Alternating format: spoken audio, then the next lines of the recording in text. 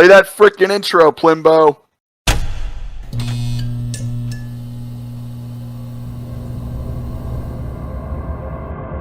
Ah, Ison. Echelon's thinking has rubbed off on you. The Matoran will never turn their knives on each other. Already, word of my return disseminates. It whispers on the wind and in the howls of the Rahi. If their bonds do not break in my absence, they will not break now.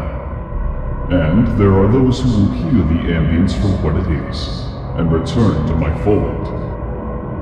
If you wish to outlive your predecessors, you must not overreach.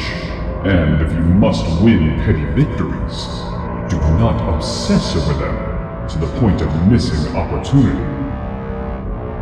The Toromaru will not abandon the trophies of the keeping place easily, and they, unlike their charges, have frayed since their hollow victory.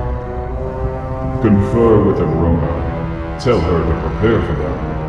The Roshi will suffice in harrying the Matoran. Target their technology. Remind them of the perils of unchecked creation. As for you... The voice grew quiet, and the shadows around Ison seemed to roil. He pitied the subject of whoever his master's next words would involve in his marching orders. Find Zaktan. Make... amends. Go. Ison bowed his head and made to depart. He froze in his tracks, as if his body and soul had anticipated his master would call to him again. They were not kept waiting. Ison. The darkness called from behind him, daring him to turn and face it again. He did not do so. You will never see this vault again. Henceforth, we will discuss your chores in the cathedral, as Heowani did before you. His old quarters will be yours as well. The darkness rumbled with laughter again, clearly savoring every word since its sojourn into nowhere. It had found amusement in almost everything, albeit of a kind foreign to Ison, or anyone he had ever known. Most likely, his master derived pleasure from the idea of the ascetic Toa of Iron attempting to find solace in the room where Heowani had slaked his lusts, surrounded only by the phantoms of the Shadow Toa's sins. Should you desire anything else, you need only say. Yes, my lord, was all Ison could say as he bowed his head. It was a long march back as he mulled his duties over, but his master's parting promise tugged at the edges of his mind, and, for what was perhaps the first time in his life, the mercenary began to truly feel temptation.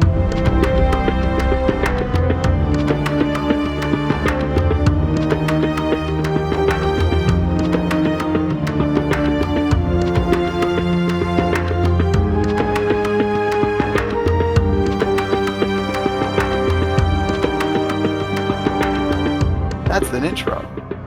Yeah. So, do you guys hear that? That whisper on the wind? That thing in the howls of the Rahi? It sounds like Makuta's back. Welcome, everybody, to the BZPRPG podcast. Once again, we're starting this up. I'm Max. With me are Alex and Tyler, two of the game masters for the BZPRPG. Both of them. There are no others. Yes. Right. We're going to be talking about what's going on in the game and getting people introduced to this world again. It's been a hot minute. What? No, it hasn't. No, the arc started exactly 1 week after the last one ended. That was the plan, and we definitely stuck to that. Well, good thing I can't read a calendar. We're kind of banking on the idea that no one else can either. Good. So we have Zakaz. Oh, I should probably say this up front. I meant to say this. Be aware, we are going to botch every pronunciation of all of your favorite characters. We are going to utterly screw it up. I'm gonna mess up the most, and you're gonna get to listen to Tyler roast me for it. Oh, by the way, actually, that's a good point. I ran a poll of one person. I did a Dasaka roll between 1 and 40. So the running tally is 8. So if I curse 8 times, I'm going to stream my first blind playthrough of MNOG. So I'm not going to keep count. And I you will. better not keep count either. No. You better not keep count either. But if you can prove I cursed 8 times, I will find a way to stream it. I'll just edit in the same curse happening. Yeah, 5 give times in a row. us a good Cinema Sins ding. Just Ding. just Every really time Tyler spike messes my up. blood pressure. Yeah. Really Every really time Tyler compound my curses, I'm frustration going to with this replace it stupid with Makuta saying Plimbo. pet. So originally the structure for this was going to be that we would start out the podcast and roll like the intro the second I type the letters IC on a staff post. But I've been getting error 524s like all night on BZP. So this is entirely structureless. The next one's going to be much better. It's going to be suck tight, Botoxed. But right now we're just kind of winging it. So Gonna be a tight X number of minutes. it 90. It's a tight 90. You don't. No, it can be any number now, remember? No. Money Plane was a tight 81. Okay, so let's start this off with like a good film corner or something. Here's some movies. Our first that segment inspired on the BZPRPG podcast. Yeah. The film half corner. of the bag. The Kino corner. I like Kino-er. I like that. We're just gonna call it Perfect. Kino-er. We're gonna talk about a movie called Money Plane. And a no good trader And- named Perp.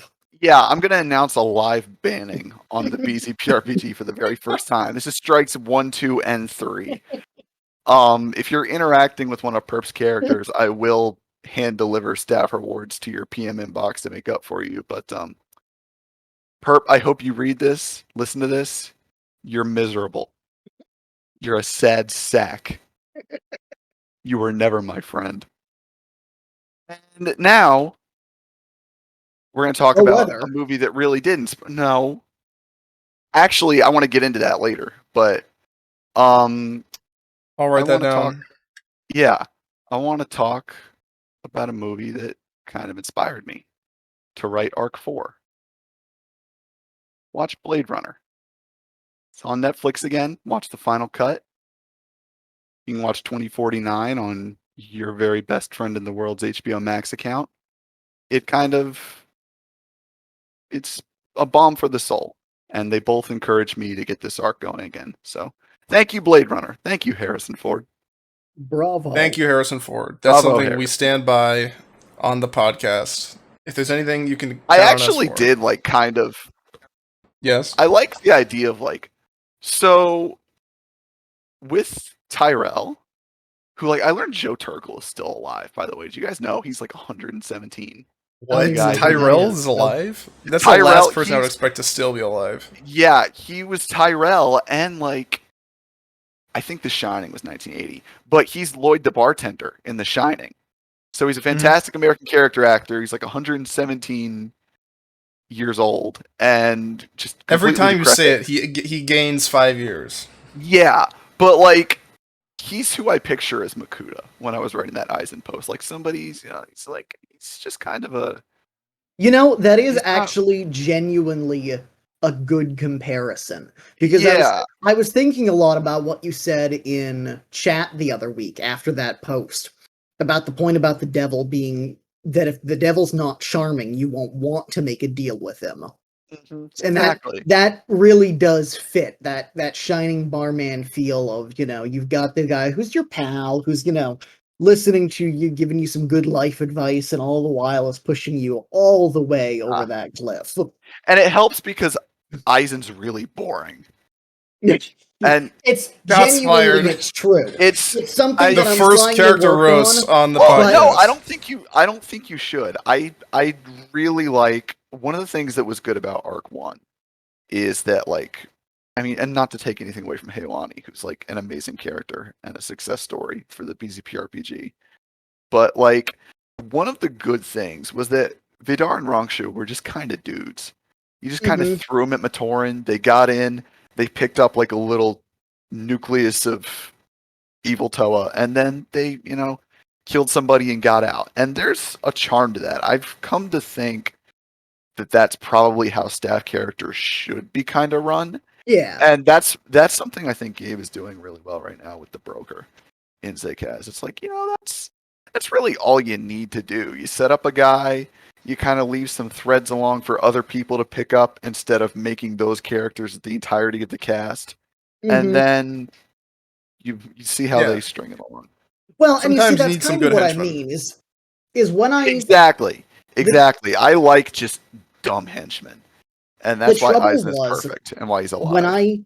I made him the first time, there was a truly minimal concept of a character behind him.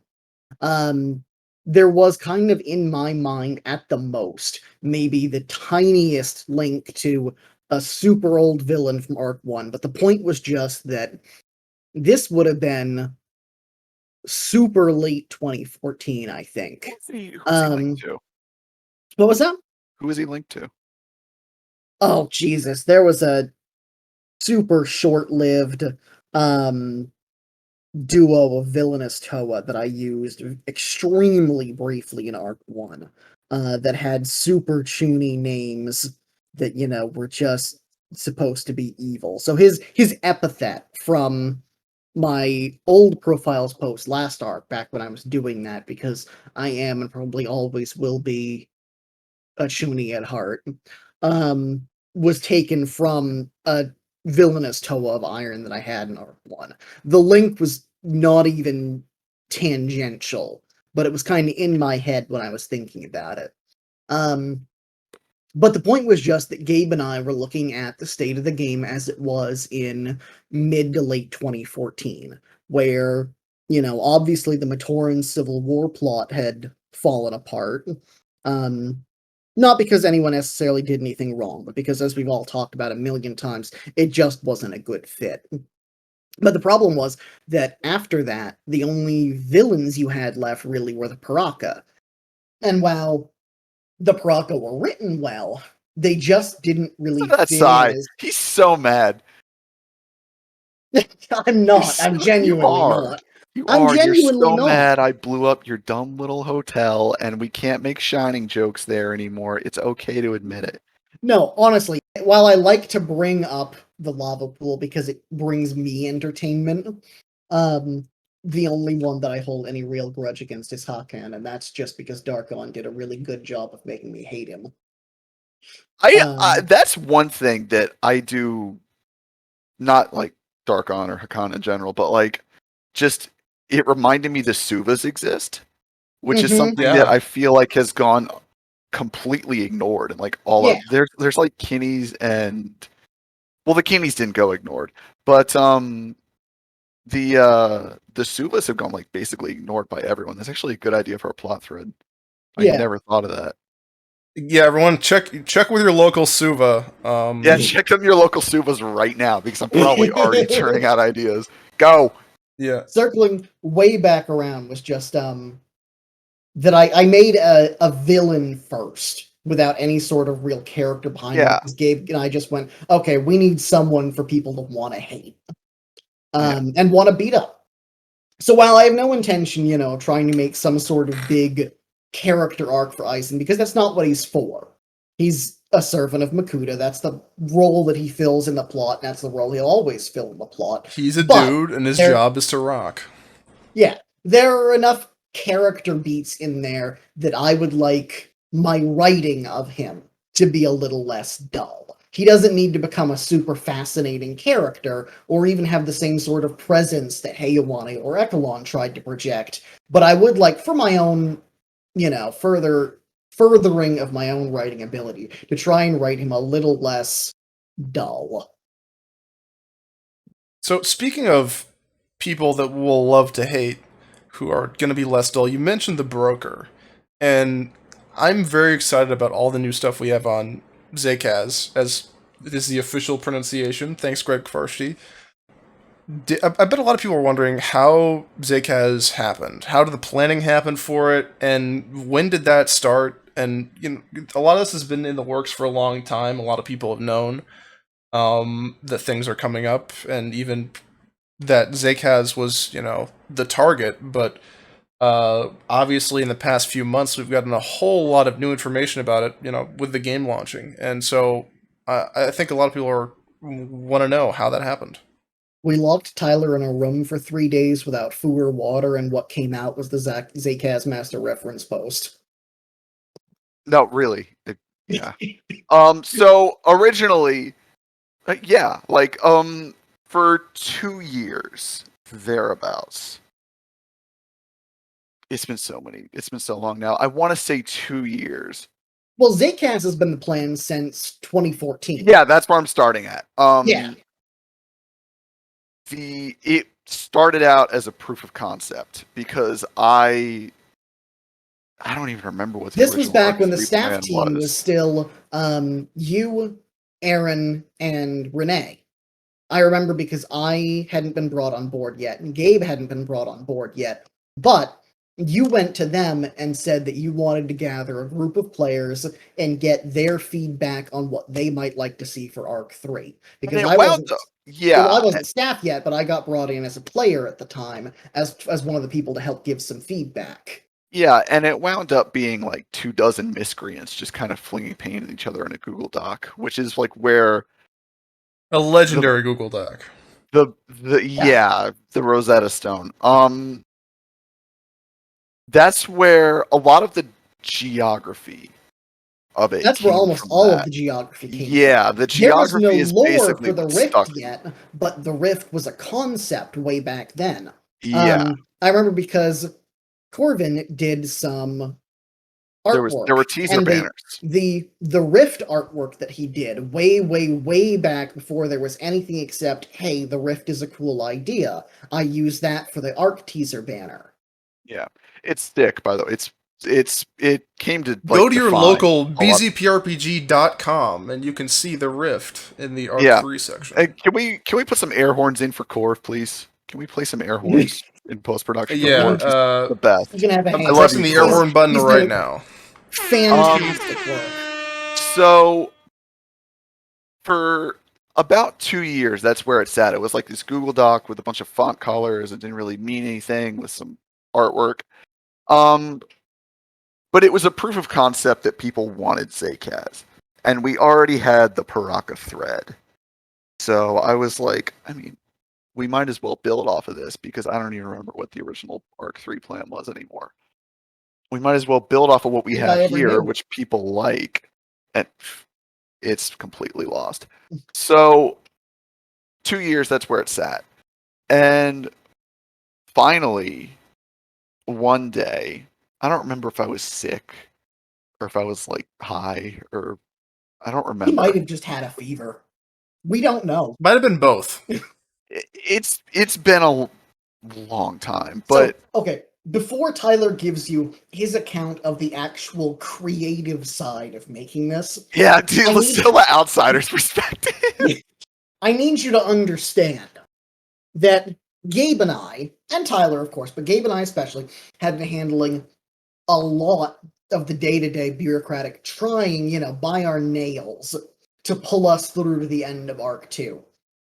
We had barely any time or energy to think about what Zakaz was going to look like yet, because we were still trying to get through the 1.5 million rewrites of Arc 2's ending, which we will absolutely get into, because I know people have asked about staff involvement, the Chosen Matorian, and main plot involvement, so that's going to be a topic for then. But, just to give you the background for this, and one day Tyler just kind of says, leave Zakaz to me. And Gabe and I, like I said, trying, desperately to haul ourselves across the finish line, we're just kind of like, okay. And we heard nothing for days. Literally nothing. I don't even think I talked to them. I don't even think I said anything. He did talk to me, but not a word about Zakaz. After that, there was not a word. about what he was working on until one day, God knows how many days later, he walks, metaphorically, of course, but you can see the imagery that I intend for you here, into the staff topic, bloodshot with his hair standing on end, carrying this half-torn document. He says, "Here's your lore." Ernak has taken Yeah, him. it Tells was like Gabe and I to just read this, Aaron and was then there we can too. talk about it. Aaron was really skeptical. I don't think Aaron really believed in it at the time. Yeah, how big was that? 25 pages? Oh god. 30? I actually have the document. Hang on. I will tell you exactly how many pages it really was. The original document still exists. The Zcast Master reference post is was made from the original document, but it was not that structured when we first saw it. It was very, very jumbled. There were things on the margins. There were differing font sizes. There was like 4 pages worth of just bestial Skakti chanting to open the thing up, which I think put Gabe off immediately. It was amazing. But yes, no, it absolutely was just... It was almost incomprehensible. The Skakti language basically came out of like noises I was making. Really, I know. Like, so really, Ty like, turned in his own Zodiac killer script basically to Gabe. Here we go.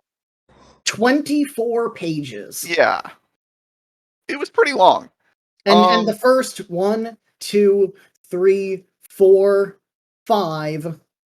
The first 5 pages are either Zakasian nonsense language or stuff with text formatting that was an honest-to-God nightmare to replicate in BZP's text editor, because I couldn't just copy-paste it in. I had to have the original document open on one monitor and the PM on the other, and try and Alex, eyeball it. you say that, but any formatting is a nightmare to format in BZP's text editor. That's what I'm saying. 5 years ago, it was a very different BZP. It was the old text editor we were all used to, so it was easier to replicate back then. It would have been easier to replicate back then. Absolutely, yes.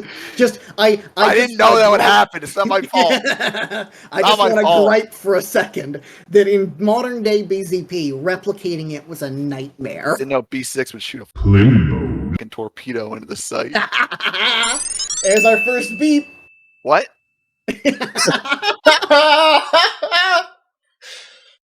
Cut that out. We're editing that out. So this is BZPRPG talk. We can't curse during this part. Edit that out. Get it out. It's lame. So everyone's gonna be wondering what the plimboing torpedo is. And now to like zoom over to my side.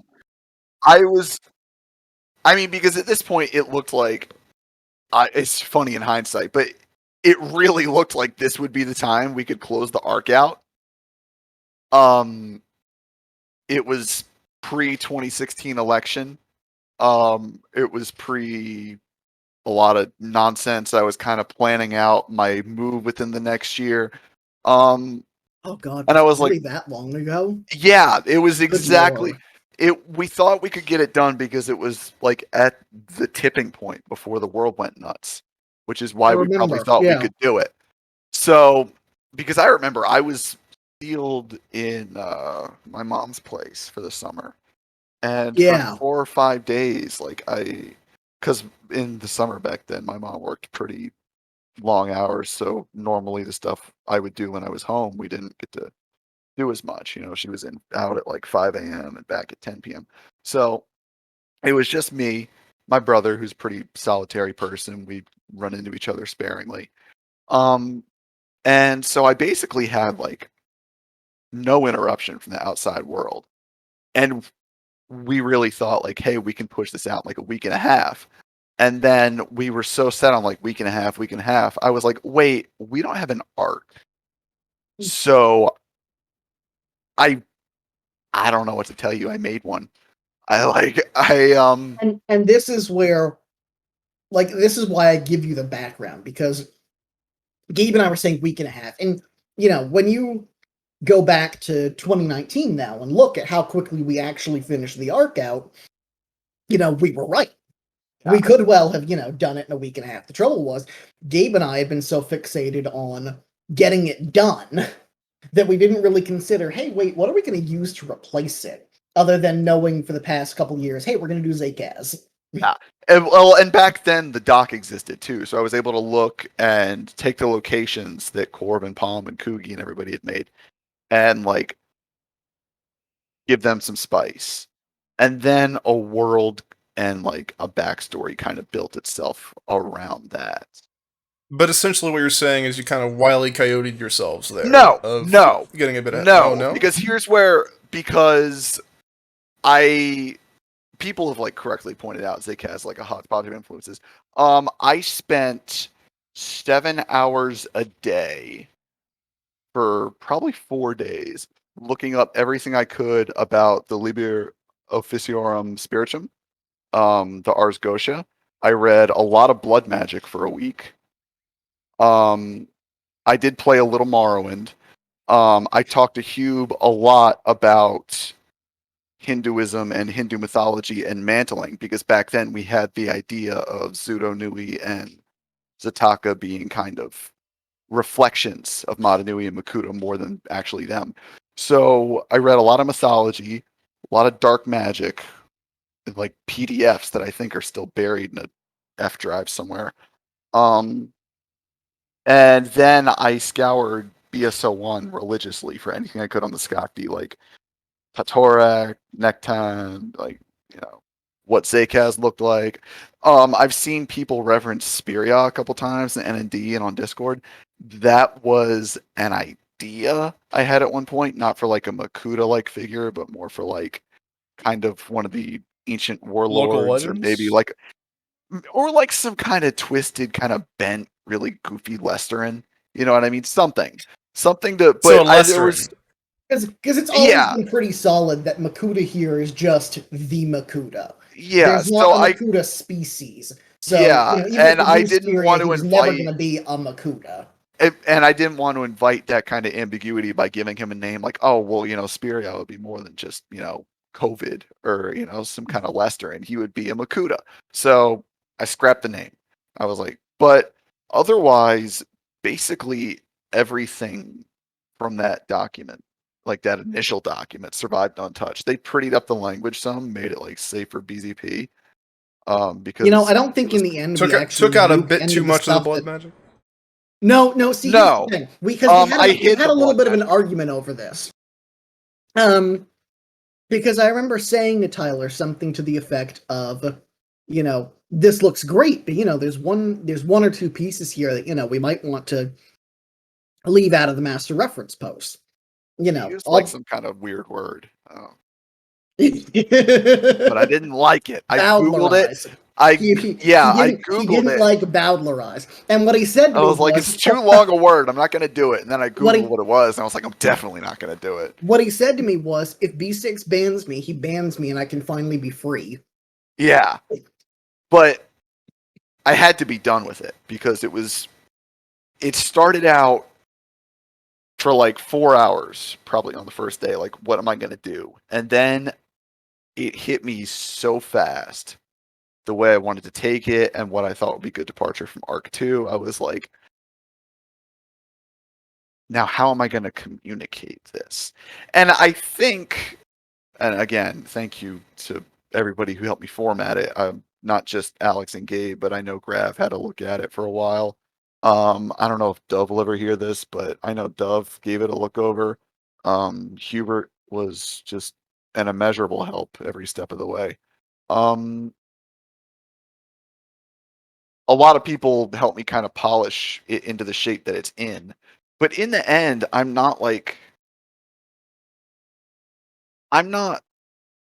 didn't go into it with like a plot structure per se. I made a world and like the setting. And I feel like that was really all that was required of me, because we saw within like the first week, half a dozen forts came up. I would like to see in the future those forts kind of become the impetus for, if not like straight up Koros, because I basically consider them all Akiri in a sense. I mean, we're not going to make topics for each of them, but I mean, they're basically fight already. Get to the fighting. They're basically the movers and shakers, whatever they want to do. And I feel like that's really all that's required of me. That was always my problem with Greg Farshtey, and I think I said this once to somebody. I don't remember who. Greg Farshtey is like a really big ideas guy who then decides as a DM to stick his fingers everywhere. And then everything has to be explained down to its minutia, and it has to all tie back into what Greg's doing. I don't like that. It's not my thing. So I deliberately avoided much in the way of plot beyond like what the backstory was up to a few decades or centuries before the current day. And I feel like So this that's where brings my up a involvement stops. so this brings up a good question of what can we expect now that Zcast is out there? People are starting to post, and we need to see some more fights, people. But I aside want from some all the warring bloodshed. going on No one gets Zcast, plot yes. until someone shows me bloodshed. Okay, Oh, so what's up next? so what is actually happening plot-wise with Zcast? So by that I mean, can we? So a question that was posed was, can we expect some main plot threads to hit Zcast, or with related to like the portal rumored to Matanui, or are those coming around that time? Can we expect those seeds to sort of be planted earlier on? When are those worlds going to be colliding? We have people getting near boats. The worlds And themselves collide. Yeah, we have people getting in boats, but the worlds themselves collide in my head when the portal opens. As far as the main plot itself, whatever, the overall myth arc, yeah. I I don't know if anybody's noticed. I haven't put up my staff character yet. I'm kind of working on how to do that, but I definitely plan on there already being different plot threads and narratives moving by the time any kind of contact with Montanui is made. And maybe, the aggressors will get there before the portal opens, or whoever is brave enough to go and do it. And, And some of it's also salute. Like, go gonna for it. be I think it's great. Go for it, seriously. But, like, by the time anybody gets there, I would like to see some main plot stuff happening on Zakaz. I just need to figure out how exactly I want to introduce that so far, because So I'm still the trying to portal work is out. coming, but it's not The portal is necessarily. not That's something that.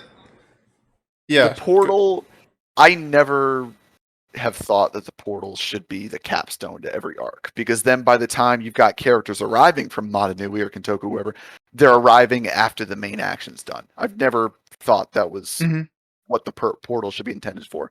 It's always been my intent that they should kind of open up early on. which part of what's going to drive some of this is, while obviously there is going to be a main plot that ties Zakaz to Matanui and to Kintoku, part of what's going to drive a lot, especially early on, is that culture clash. We want people from Matanui and Kintoku to be showing up on Zakaz, and that is going to be a mess. And it's supposed to be a mess, because they're entirely different cultures. Not even the way that Matanui and Kintoku are different cultures, but in the sense that, the standard on Zakaz would be considered absolutely horrific on either one. Well, and barbaric. I see Matanui and Kintoku as pretty like stagnant cultures. Like, Mhm. as far as, I mean, even before, like, even up to the last arc or so, where like nothing had really changed tech wise on Matanui, because Aaron had a very firm vision. I want this to be like 2001, and that works for an arc, maybe an arc and a half, and then you've got to start seeing progress.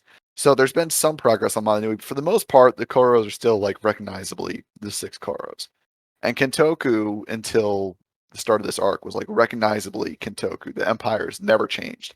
And with Zakaz, things are like already changing. I've approved a lot of tech items already that are probably leaps and bounds above what people thought they would be getting out of the start of the arc, because I You're like not the even idea gonna that, believe some of the mystic stuff that I've been proving to yeah, some people. I Did you say firmly Mystics? believe that. I did not. Yeah. Mystics with a C and a CS, not an Okay. X. Though the Mystics are back, and Wait till you see the some of those Mystics soon. tech, fellas. It's gonna blow you away. It's gonna be dope.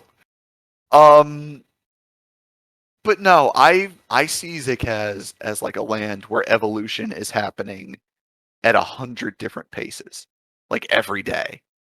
And what I told Alex over and over is like, this is a land that has probably like been devastated by Makuta or themselves, or it's been through like a dozen apocalypses already. And We're not even talking about post-apocalypse. We're talking about yeah, post-apocalypse. so just do whatever, I guess. And as far as Matanui, I want them to experience that kind of, oh wow, Culture shock. yeah, well, not even culture shock, but like every step I take, it's like a different island is the point. Like it Mhm. was literally an island stitched together, if you believe the creation myth, out of like 100 different islands by a dude who was literally too angry and too satanic to die. As for a more direct, where's the plot gonna go, though, it's something we talked about a lot. And part of that is going to be the plot threads exist on Zcast. Not all of them, but some of them already exist there. And they'll be discovered at the rate that someone goes looking for them. Yeah. So one question that I feel like people might have is the portal that I think you've mentioned before that the portal is something that it will open when it opens, right? It's not specifically some puzzle people have to go after. Is that the case? Yeah. Or is that just There's not necessarily a puzzle per se pertaining to this portal. I mean, obviously, as you probably saw when you read Well, Tyler's first post in Zcast, there is Mhm. a riddle that goes with it. the classic? Just Yeah. like there was yeah, for the endless both of the ocean riddle. previous locations. But it's scuffed. It's but not the whole riddle. The rest of the right, riddle's somewhere and it's else. a little less specific. It's not these two swords need to be in these two places at this time, and then the portal will open. Yeah. There's a lot more. Obviously, there are some things that will have to be specific, but there is a lot more. Go looking for it. Go poking around in the rift if you're brave enough to. Go poking around in the weird stuff that we've already mentioned exists on Zcast. I mean, no one's even gone asking about, the really weird mystic stuff that's alluded to in there. No one's even questioned it. Their minds are going to be blown as soon as they take a closer look and realize, hey, maybe some of this stuff did not come from any of the stuff we've seen before.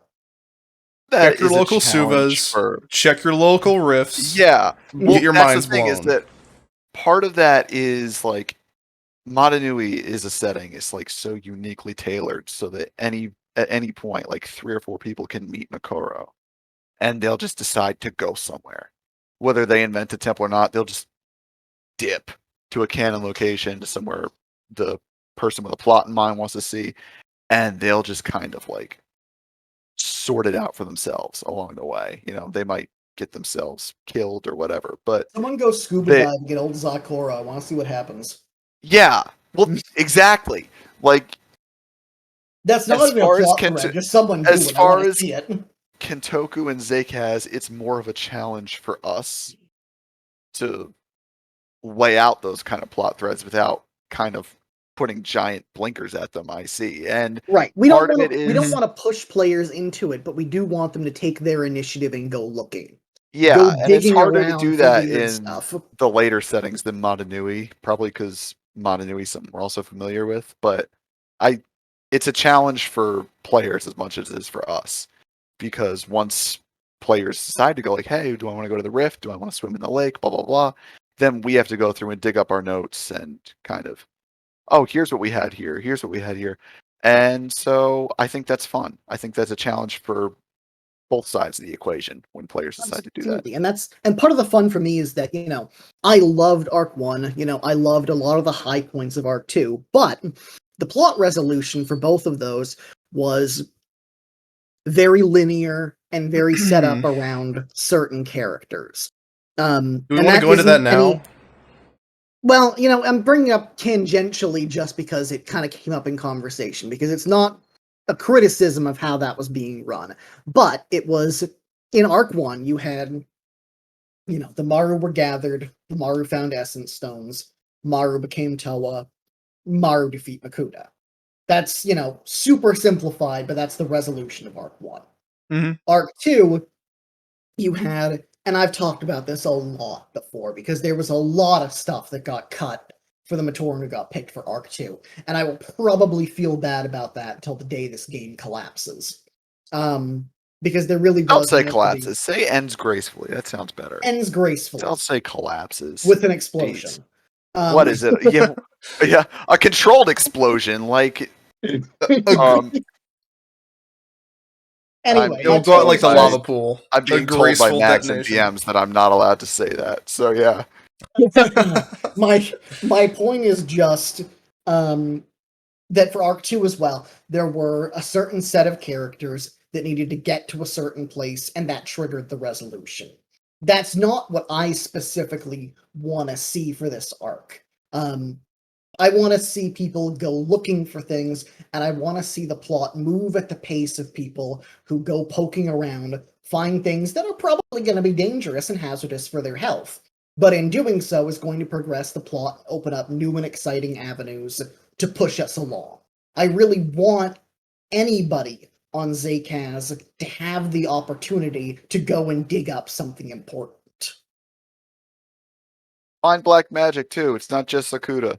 Yeah, no, it's not. And when I say something important, I don't even mean that it's all related to the main plot. I mean that because we've got this Limbo is the key to all of this. post-apocalyptic setting, you have tons and tons and tons of weirdo Zakasian lore over the time that that's been around. There is part a of that- ton of weird stuff buried there to go find. I feel bad when I look at some approvals and it's like, in 6 months, I would probably approve this because there's going to be more discovered and we're going to have, I don't want to say magic systems, but magic systems set up. And Oh, you mean we weren't supposed to be proving those down? Scream Oh, Limbo. double it slips out, doesn't it? Limbo. that's 4. Now you're even. Four. Yeah. What, can you count? I did too. Or are you conjoined and then twins? You just did one to me. If we're conjoined twins, that's very grim. That means I'm a pervert. Speaking of Question, approvals, question. So yeah, but like there's stuff I'm like I want to like get back to you on this and like retroactively approve because I feel so bad saying like unapproved for some stuff. And That's for the sort of most stuff part, that I'm really trying to say, when that sort of thing comes up, this is something I might feel comfortable with revisiting, but not just right give now. us give us time. Give us time to like lay the seeds for this and for people to find the seeds themselves. And then I'll approve anything. Literally anything. hero mode. Yeah. What's hero mode? All right. Anyways, Rebellion mode? Rebellion. Yeah, hero mode is the new rebellion mode.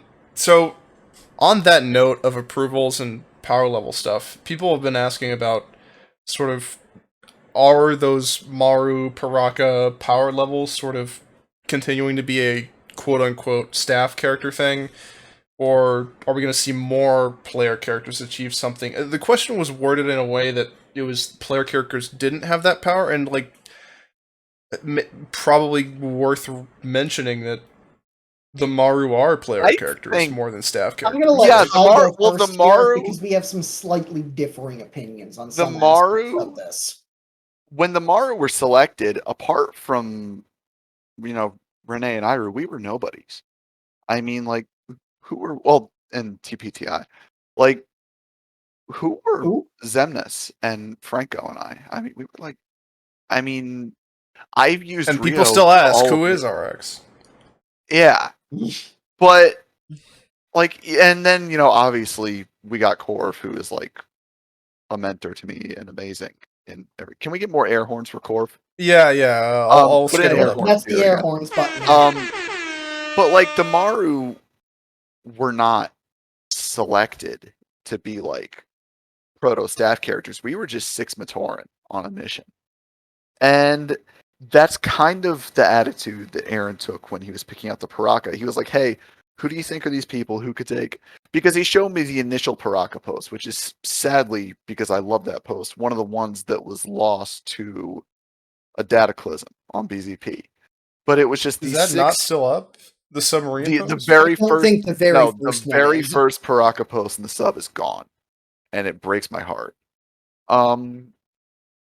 But Aaron showed me basically like a finished draft of the post, and he was like, I need you to pick out like just people whose personalities, like who you think could do something new with these characters that everybody loves. And he had a list in mind already. Just like, Aaron picked out the Maru and the Akiri just because he wanted to see what people could do with these characters. What he thought that they could bring to their personalities. He wanted to take people who maybe were used to writing one thing very well and put them in an entirely different niche and see how they fared. So it was never about doling out powers, at least in my experience with Aaron. But as far as players evolving to that level, I don't see any reason why not. I know it was alluded to in the Zcast reference post that originally all Skakti had what the Paraka have and take for granted now as far as secondary powers and extra vision stuff. And that is always kind of an ideal that I've hoped players will be able to reach again with the Skakti, depending on what unfolds. So you can, in fact, become as gods in Arc 3. Well, yeah, it's on the tin. I mean, yeah. Find out what happens. Yeah, become a god. See what happens. I don't care. But as far as what were the other characters named?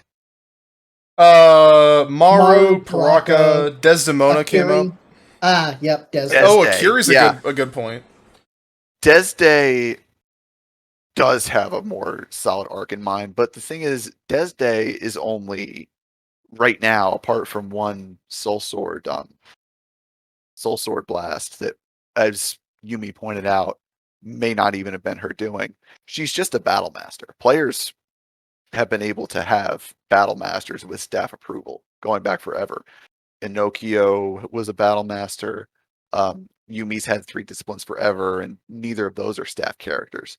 So there is an arc going with Desday, but she was only ever designed as sort of like basically what we were talking about earlier with Eisen. She serves a purpose as far as the staff goes and her power level. So that's really all she's for. As far as the soccer reaching. What about foreign tech? What about foreign tech? Yeah. So what are your thoughts on? So you mentioned your. Hold on. So before we get to foreign tech, let's argue about this. No. I promise I'm not gonna get into a big thing about this because I think you're faking diabetes. What do you have to say about that? If I have been, I really think it should have been more fun. I spent a long weekend with Alex in Montreal, and I became convinced that he's been faking his diabetes all these years. He's got like a go-to set of excuses where he'll be like, No. I want this to be on the record. I want the players to see. So that when it's revealed a decade later that you can point back to this moment where you had it right all along. Yeah. Exactly. People are always like, "Oh, you're too harsh on your friends. You need to say the worst things about them." No, listen. I spent 5 days with him, cuddling and hanging out, all sorts of fun. And what I've learned is that every time he gets irritated or grumpy or just really hungry, he'll always he'll snap at you and then he'll apologize. And he'll be like, I checked my blood sugar, my ketones, blah, blah, blah, blah. And it's never just, I'm angry or I'm grumpy or I didn't sleep. It's always, he's got to have a fallback excuse. And he always falls back on diabetes. It's like, okay, Arc 2 obviously went on for 8 years. Every time Alex leaves a VC after we watch a movie or play games or something, he's like, I'm going to go and I'm going to work on posts. Clearly no posts were being done. He's got 2 fallback lies he goes to all the time. And it's really upsetting everybody, Alex. So what do you have to say to that? Let's start an argument. Here's what you need to understand. I'm a moron and I like food. Okay. So, now what does that have to so hold on, we're getting to it. Now what does that have to do with you denying everybody cool powers? Oh, good God. What a twist. All right. You know what? No, we're going to serve mute Ty for a minute here so I can say my bit about the Maru because he knows it's coming and he's trying to deflect from it because he also knows that I'm right. Server mute me. Coward. Do it. So The people know I'm here's- right. The people know here's- I'm the one they go to approve all the cool stuff. They do not. I know this because they won't leave me alone. Here, Um, I'll even mute myself. you don't have to mute yourself. Don't be a drama queen. So here's the thing about the Maru. And I have, well, okay, I've had irritation with the Paraka, not because of their power set, but because, I know infamously, Tim, for example, has a big grudge about how much plot armor they had when attacking Ta. I don't really have a dog in that fight, but, looking at the Paraka, I don't really have a problem with their power level. Like Ty said, there's no reason that we might not get to do that on Zakaz. But the Maru I've always had a little bit of a problem with. In a sense, obviously they need to be important. They need to be important, and especially in Arc 1, there needed to be a reason that they were the team that was strong enough to take on Makuta when, the number of player Toa we had couldn't. I'm also going to point out that Tyler is in fact a drama queen because he has actually muted himself. Yes. So before he tries to say that I'm censoring him, he's not. I'm not. He muted himself. But the thing about the Maru is the Maru canonically are stronger, they're tougher, their elemental powers are better, their mask powers are better, and the part that's always stuck with me the most, and obviously I'm gonna say right up front that I have a little bit of bias on it because I'm the only staff member that doesn't have a Maru. That doesn't mean that my bias is Nothing to do with that. That's not the way. If I had my way, I'd be the only step member with a Maru. Uh-oh. Ghost Hands is logged in and he's muting me up. Anyway, my point, the most recent problem I've had is, obviously I'm a little uncomfortable with the fact that they are pretty much permanently at a level above any other Toa. But more than that, I have a problem a bit with the fact that, as we've talked about a little bit in the chat fairly recently, their in-universe destiny is still supposed to be to wake up Matanui. And for me, I am leery of making a set of player characters, again, that have that level of influence. I don't have a problem with the Paraka, I don't have a problem with the Akiri. Those are both good examples of the system working. They're important, they're fun to use, they allow for players to do neat things, and they allow for players to interact with those players that control them in neat ways. The Maru bug me a bit because of how they were set up means that they will always be plot important, and there's not really a way to get around that. And that's always stuck in my craw a little bit. So it's more the fact of the meeting behind the Maru and their overall relation to them being... It's less them having power and more them being quote-unquote chosen ones. That's kind of... No, the fact is he doesn't want Matanui to wake up. That's all this is. This is coming from It's very true. deep Makuta worshipping sick It's true. place. He's a real hater. Is, The mind of a I degenerate and a I black want to magician. turn the players against the Maru so that Matanui can never be awoken and Zataka can reign supreme for all time. That's my master plan. I think that's something we can all get behind. But no, it's... For me, the problem is just that the way the Maru are set up, other PC Toa can't get to that level. There's no way for it to happen. They can. How? Well, for starters, we've talked more than once, even before I was head GM, about just literally handing out essence stones. What if we made the Maru into essence stones? Okay, no. So make Kariro into a new essence stone. I'm on board with that. Can we get a vote on that? Can we get the Do we have a quorum of staff in that? here? No, we don't have a. Well, we have all the staff that matter, but I still don't want to take a vote right now. He But doesn't like, want it on the record. and as far as it's more than elemental power that makes a Toa, or like Absolutely. No. A Kanoe power. So you have 4 Kanoe powers that are functionally useless in combat, basically. Maybe 3. I'll say the Hiko has plenty of combat use too.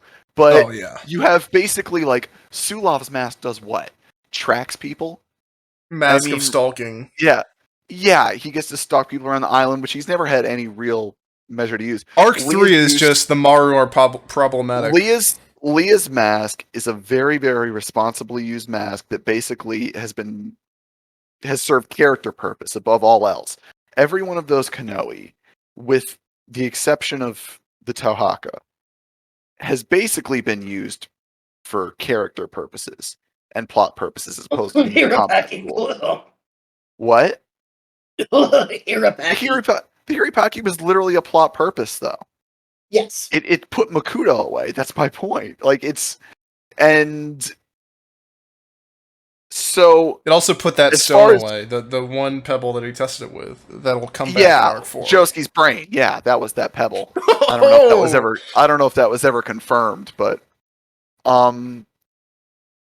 you can any Toa, if a player was really dedicated to PvP enough, could go and whip 3 Vortex in a fight, back to back to back, over the course of like 4 months, and come out with an absolute foreign tech arsenal. And they could probably blow away any single Maru. You could take characters from secondary elements like gravity or iron or magnetism, as Gabe so irritatingly proved over the last few years, and you could basically use them to stomp out, I don't know, most of the Maru, I'd be willing to bet. We saw that happen to Aureus at the end of Arc 2. We did. He got mogged for his Kanoe. He still doesn't have it back. So I get the frustration that as far as these 6 prime elements, they're canonically said they're heirs to the first Toa. They have better control of this power. But that doesn't put them, in my mind, on a power scale above other people. Not that their destinies aren't. So that's the part Not that their destinies aren't, elevated by staff decree, but on a power level, there are still plenty of Toa that can give any Maru a run for their money. And there are probably scouts who could do it too. But that's not entirely the point that I'm trying to make. The point isn't that they're invincible, because they're not. But I also know that, and some of this is absolutely coming from me. Some of this is also coming from players that I've talked with. You wanted a Maru. Also, You wanted a Maru. That's what this is. You wanted to be Sulov so bad. I did not. Actually, I've had more fun getting to play. Tarnik's amazing. Everybody read Tarnik. We're gonna get on record. We're gonna get into my Max. Can you give me that as a soundbite for the next? We're gonna get into my smack about him. We're gonna get into my recommendations. There's gonna be a timestamp in the video, so you can always queue up that timestamp. I'm gonna put up a big list later of like people I want you to read, because I do have a ton of people I want you to read. That is something we'll get into when we're wrapping things up. We'll talk more about what's going on. But read Tarnik. He's great. He's very small and he doesn't afraid of anything.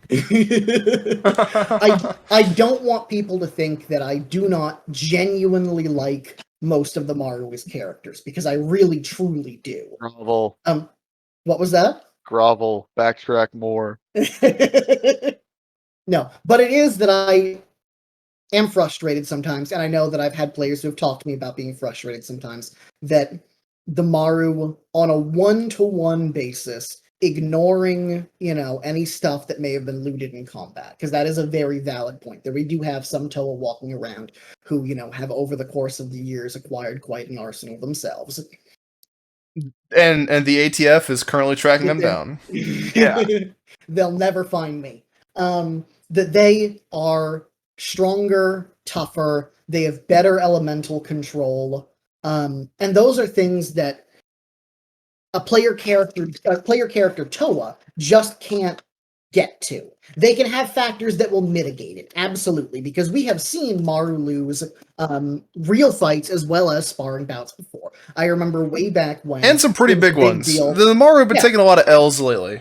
It's They tough have. to. But Yeah, I as remember way as back when that people were super hyped because Sylvan had his Takoro guard beat Aureus in a sparring match. So I am by no means trying to say that they're invincible. that's my I am point. saying Is that that I understand the frustration that there are 6 characters who do have bonuses that can never be had by any other character outside of those 6. but strong? Well, I wouldn't say never because again, we could hand out Toa stones or Essence stones whenever we wanted. Well, But so, okay, so that's a sorry, I'm sorry to interrupt, yeah, genuinely. That's just stronger and tougher are like impossible to quantify in my head outside of a PvP scenario because if you're never going to be able to get 2 players to agree that like if you line up their characters apart and they each hit each other in the jaw as hard as they can, you're never going to get them both to agree that one person should hit harder We're unless gonna it's have a laid big out Russian in the slap fight. right. Yeah, No, I mean, if you you're in take a like real PvP, you're not going to get them to agree. That's correct. you're not going to so it's so hard to quantify, oh, he's stronger and tougher because you're not dealing with a game with hit points or stamina. You're dealing with people purely writing against each other and using what they know about real world and fantasy combat. So stronger and tougher aren't really multipliers in my mind because they aren't tangible advantages. Better elemental control I'll give you because we've always treated element control as something that's basically an extension of a player's body once you do it. You can't endlessly manipulate someone else's element again and again and again. So if you have 2 Toa firefighting and one of them's Arrayas, then obviously from a lore perspective, he's going to be stronger. My point is that against those players, it doesn't really mean anything because of how we've set up the rules to work and how we've set up those protections for anybody else who And might be on I don't the think that's receiving end of wrong. a fight. I really don't. So I get where I get the discontent with the Maru, and again, we knew like not much about this going in. I wouldn't say we knew nothing. We knew very little about this none going of this in. is meant as criticisms of Mario players. So Absolutely, it is not.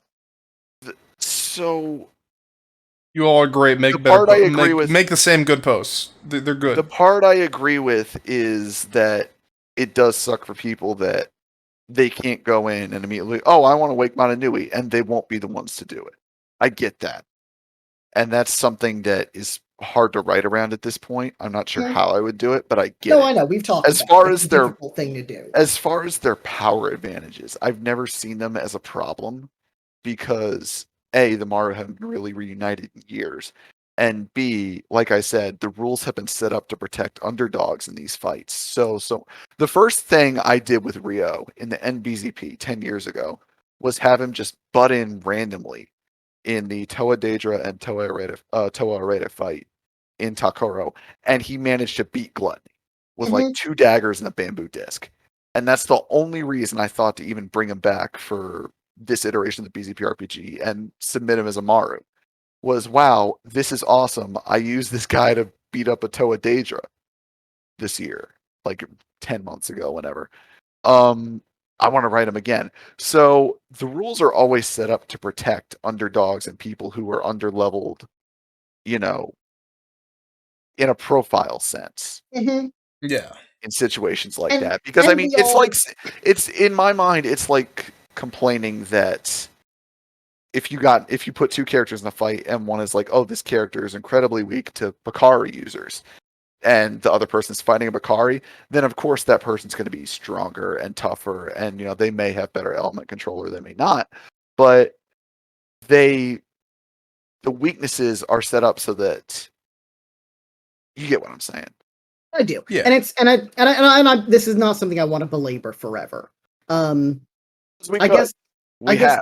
We could, and we have, and we will again, and we will for forever. And I know I've said this 4 or 5 times now, but this is really none of this is meant as a criticism of Maru players.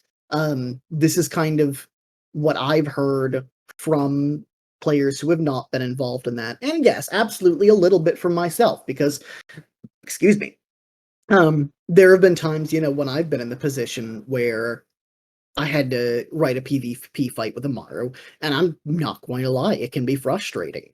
But the point that I kind of see when some people complain about the Maru is just that while, yes, you can work at it and you can be clever and you can absolutely beat them in a fight, I do understand the frustration that because of how the lore was set up, we have a set of Toa that are genuinely more powerful in their respective element than all of the other player Toa, because it was set up that all of the Toa that came after the first Toa, except the Maru, who are direct inheritors of the first Toa's power, just aren't as strong. They don't have the elemental horsepower. They don't have the same physical attributes.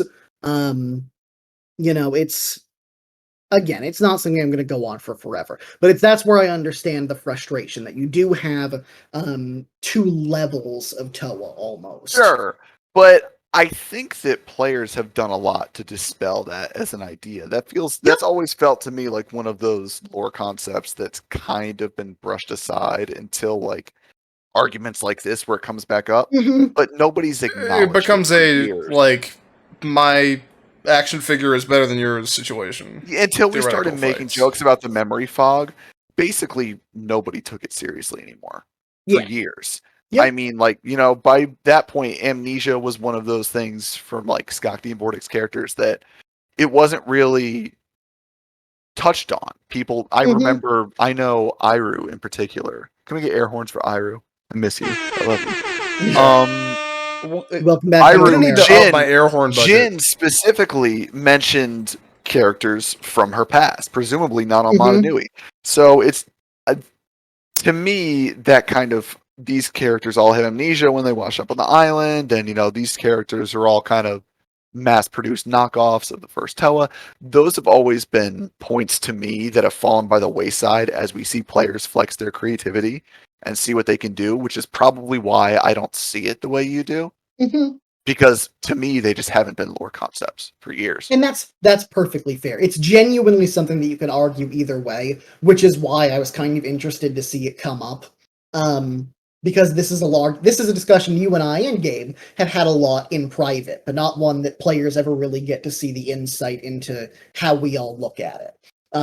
Which is why I genuinely enjoyed getting to talk about it here.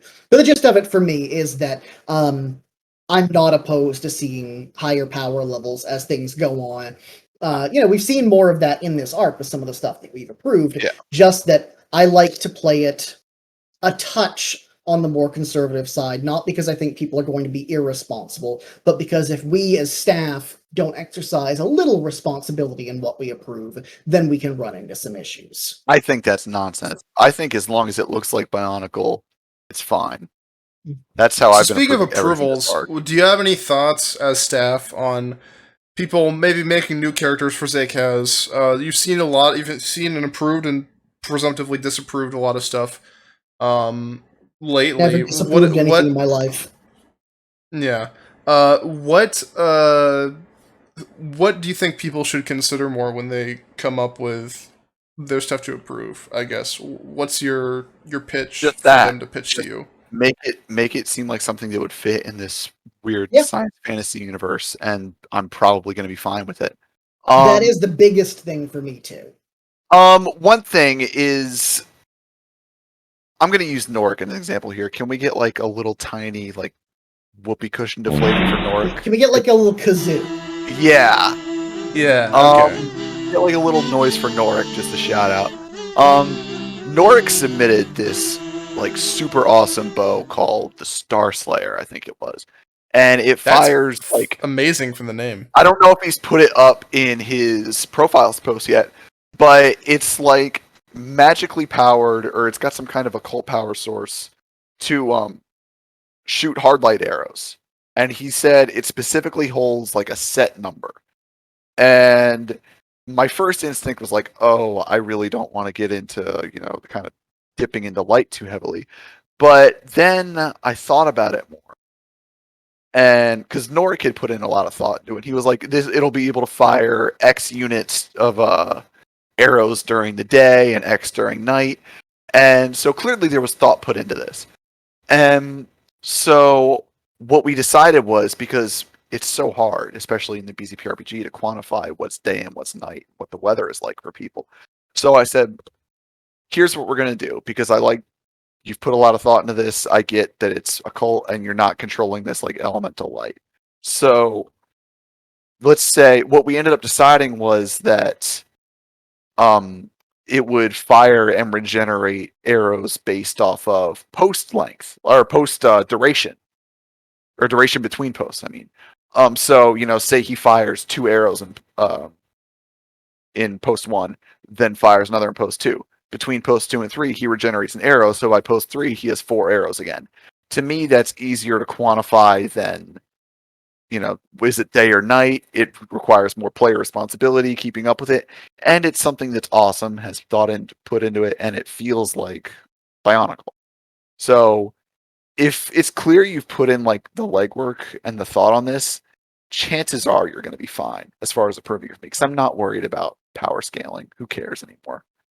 I just want it to feel like it belongs, and like it make it seem like you understand how it works. So that's it. So, was this the pin that we put in earlier about the weather? Is that the Motunui weather report update? Yeah, that's the weather report update. Well, there will never be weather again. Sorry, I hate to be the one to break it. Weather's been canceled.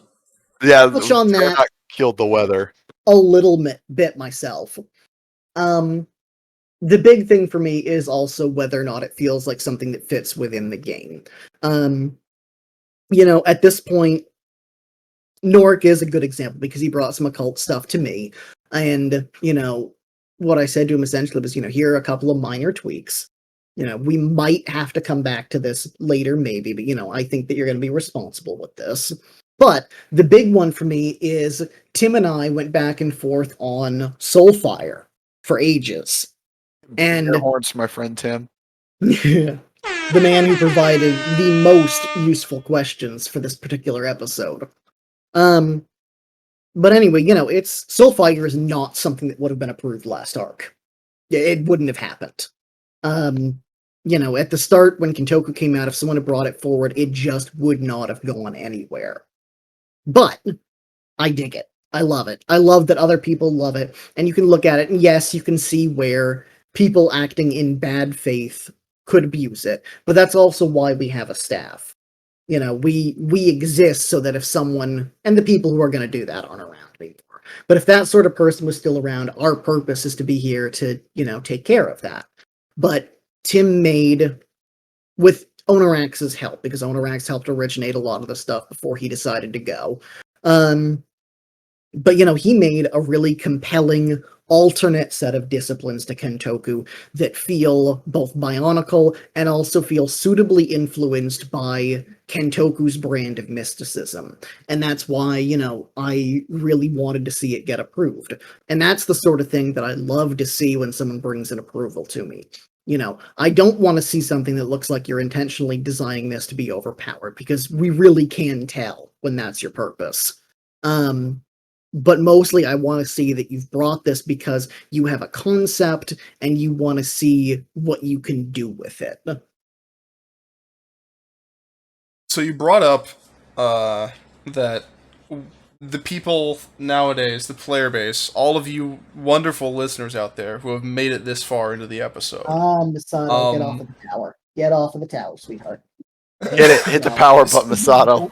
Max and I will run this from here. So you've mentioned all of the players being a bit less prone to, well, I guess metagaming is probably the right term. But essentially, we're older, wiser for the most part, chiller, one might even say. Could be. We've had to fridge enough of you. What's it like from you guys' perspective, being back all these years later? And like, did you expect this many returning players? What's it like seeing all the old faces come back? Not your faces are not old, but it's honestly great.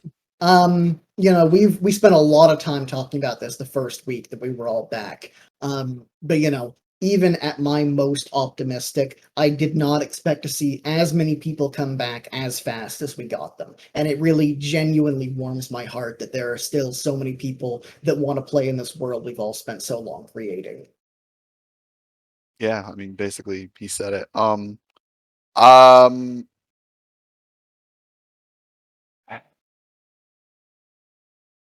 yeah. Um, Don't worry, Dead Space is meant to be cut.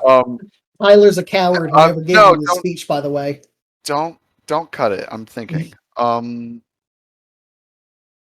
Honestly, I I don't know. I don't really know what I expected when I dropped it. I basically sent out a feeler announcement that the original Zcast post was done, just kind of as like a challenge to myself to stop messing with it. Really, because I was just never going to be done writing it to a level I was satisfied with after the wait. Um, Honestly, no, I didn't expect the initial amount of support and just immediate activity. I think I know probably SK has a lot to do with that. Can we get the air horns for SK? Yeah, we'll get some 6 air horns. Yeah. Because I know it kept a lot of people motivated and on BZP when they otherwise probably would have splintered off and gone elsewhere for whatever kind of role playing needs. So without SK, I don't think we'd have a big chunk of the player base we have now. So I mean, um, and even with it, I I don't know what I expected. I'm just really happy this is what we got. Yeah. I do want to mention briefly that no one will ever understand how much internal screaming I did the day that I woke up and saw that 2 hours before I woke up, Ty said that the Zcast post was done and he was planning to put it up on Monday. Well, No. So just, it was a good thing. It also was, I had spent like the 3 days before that announcement thinking It's to a shame myself, you never recorded that into the Vocaroo that you promised to post in ND all the I 5 didn't. years ago, whatever. crap, I will make up for that at some point. Anyway. That's just it the was entire just- podcast. We're gonna have you screaming in the background. Yeah. Yeah. The next one, Um, when it's just me, Max, and Tim, and we need occasional input from you. It was just that, I had spent the 2 or 3 days before that announcement with myself, all right, I've taken long enough that I got to, working on this Kintoku post. I'm going to get to it, I know Ty hasn't done the Zcast one yet, so I've got a little buffer room. I'll get this done. And then when this is done, I can start bugging Ty about that, so he can't say, well, why isn't Kintoku done? And then I wake up and there it is that the Zcast That's exactly post why is I done. didn't tell anybody. Yeah, and I'm I thinking to don't like myself, to be. and I was so happy and I was so livid. That's probably a running theme as far as Arc 3 goes. I haven't really consulted anybody on anything like really major yet. I've just kind of like gotten it done because I didn't want anybody bugging me about it before they even knew I was doing it. He's gonna drive me to So drink. you drink already. He hasn't already? You're Yeah, right. you drink. Yeah, you drink all the time, constantly drinking. So, and I'm kind of, well, now that I know it makes him mad, I'm definitely taking that philosophy into Arc 4. But Oh, Gabe's been the one most mad about Arc 4. it's invigorating to move that way, I think.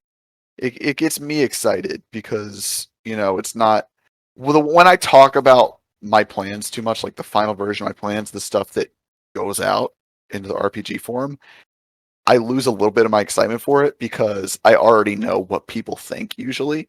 The stuff that I really want to get out there, I like to just drop it like a bomb. And that's the way Aaron always did it. I was talking to Renee about this a while ago. Air horns for Renee. Yeah. I was talking to Renee about this. And the thing is, Aaron never had like much day-to-day involvement with the player base. He wasn't really friends with most of the people who were playing. So He was like an he ne- angry god. yeah, and part of an angry god is that when there's a thunderstorm, everybody notices, right? Like when he put out a post, it was this giant event. I like that my posts aren't like that for the most part.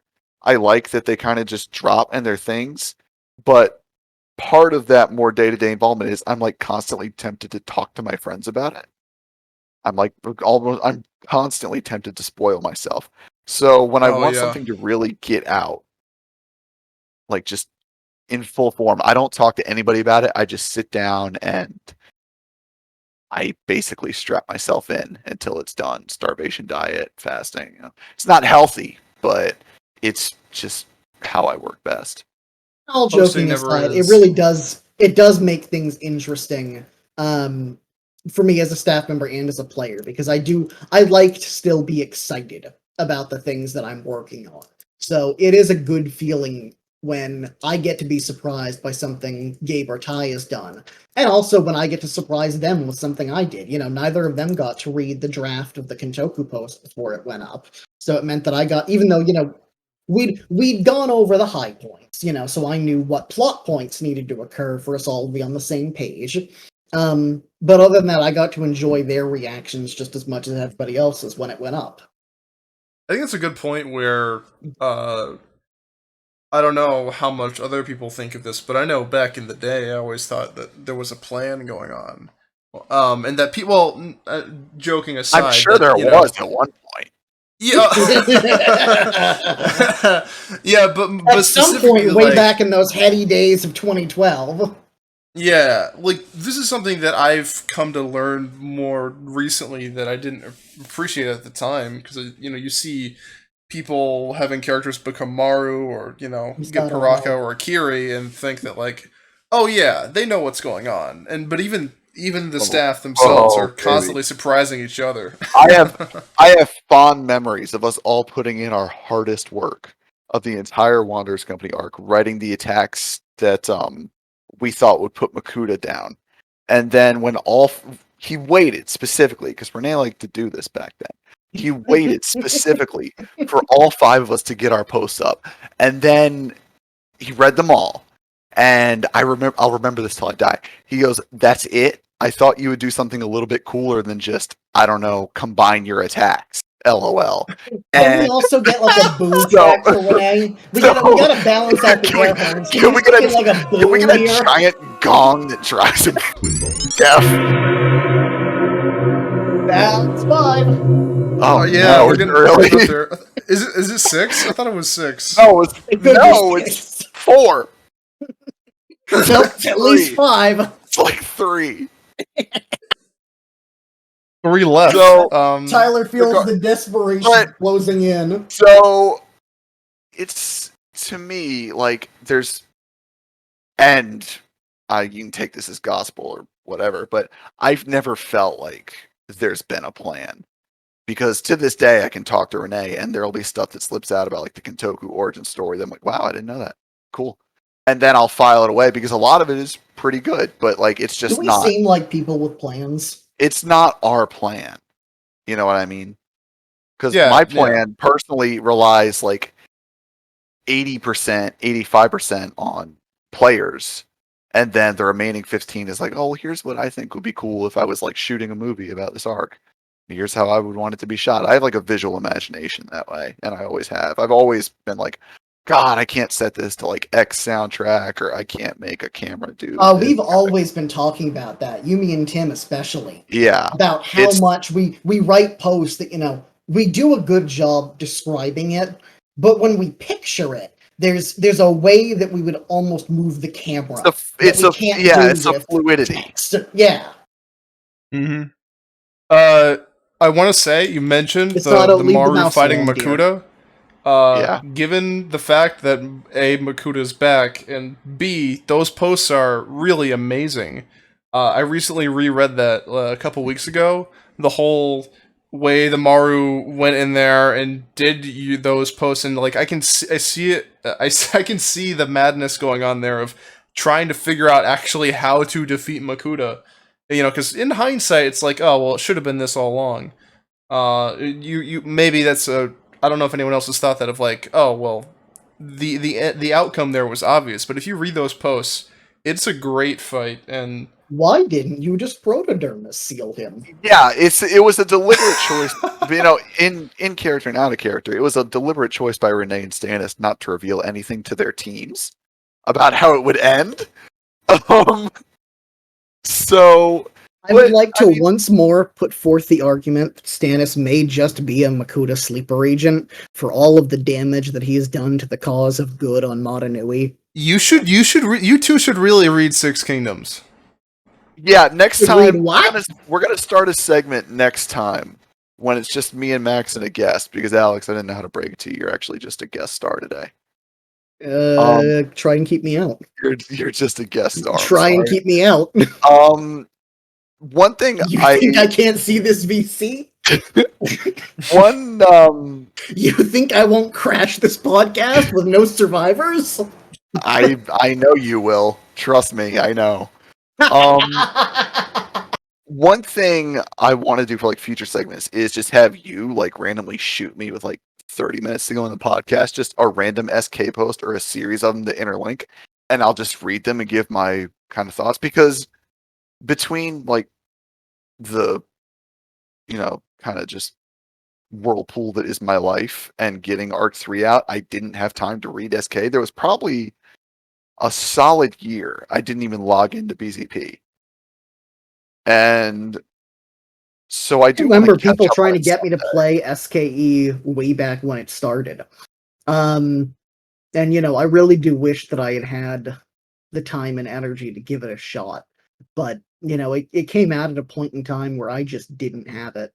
Yeah, it hit at the worst possible time because it was only 2 months removed from when the wrap up topic went up, and then I had another. And then 2 months later, the world ended right when the world was ending in the game. It was pretty interesting to have that happen at the same time.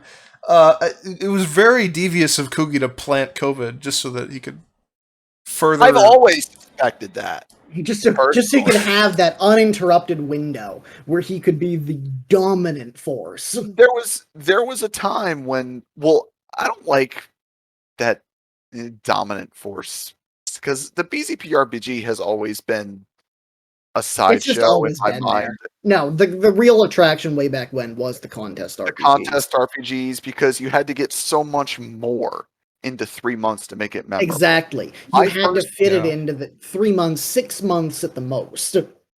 Well, yeah, I mean, God, what was that RPG that ran forever? It was another one of Peru. Day Run. The Day Run and Night Run series. Mm-hmm. That must have had 4 or 5 iterations at one point. But I mean, was that a 6? That was what? Never mind. But no, I mean, unless you were lucky enough to run into something like Day Run, you had to get so much more done in such a little time. Mm-hmm. And the BZP RPG was just longer. It was this like lethargic. It's always been a slow burn. Well, I wouldn't say a slow burn. And there's pros and cons to both, and it's great. There are pros and cons to both, but yeah, exactly. I've always been glad that they coexist, and I miss approving stuff in like the planning topic to begin with. More people. 2022, you're gonna have something to approve, all right. Oh yeah. And see, I'm excited for that because like your version of Zia is not. Your version of Zia is gonna be like this whole different. You just almost say something there, Ty? No. If you want to share something with the class a little bit? I want to share how excited I am for my friend Max's Zia game. I'm going to have 2 characters ready for it day one. It does really humor my Napoleonic complex, though, to be one of the handful of people that is in charge of every single RPG approval process left on this website. I think it sucks. No, I love it. I think it's miserable. I think grovel before me. I think it's there's a process on my shoulders. I feel like I'm in Tartarus. Well, I mean, at this point, the process is, hey, Ty, hey, Alex, hey, Renee, can I run this? Yeah, sure, I don't care. Go ahead. Yeah, we are the judges, aren't we? There's the 3 of us. That's it. OTC, there's no other judges left in OTC. Nope, and it's just us left in BRPG too. Why don't we are the triumvirate? Why don't we just get rid of Gabe and bring Renee back? Do you want that list in bullet points, or Well, I mean, it's kind of bothering my OCD now. do you want that list in bullet It's points, just or should I Why, give you why the not? full Why not essay? just turn it from a triumvirate into the 4 peers?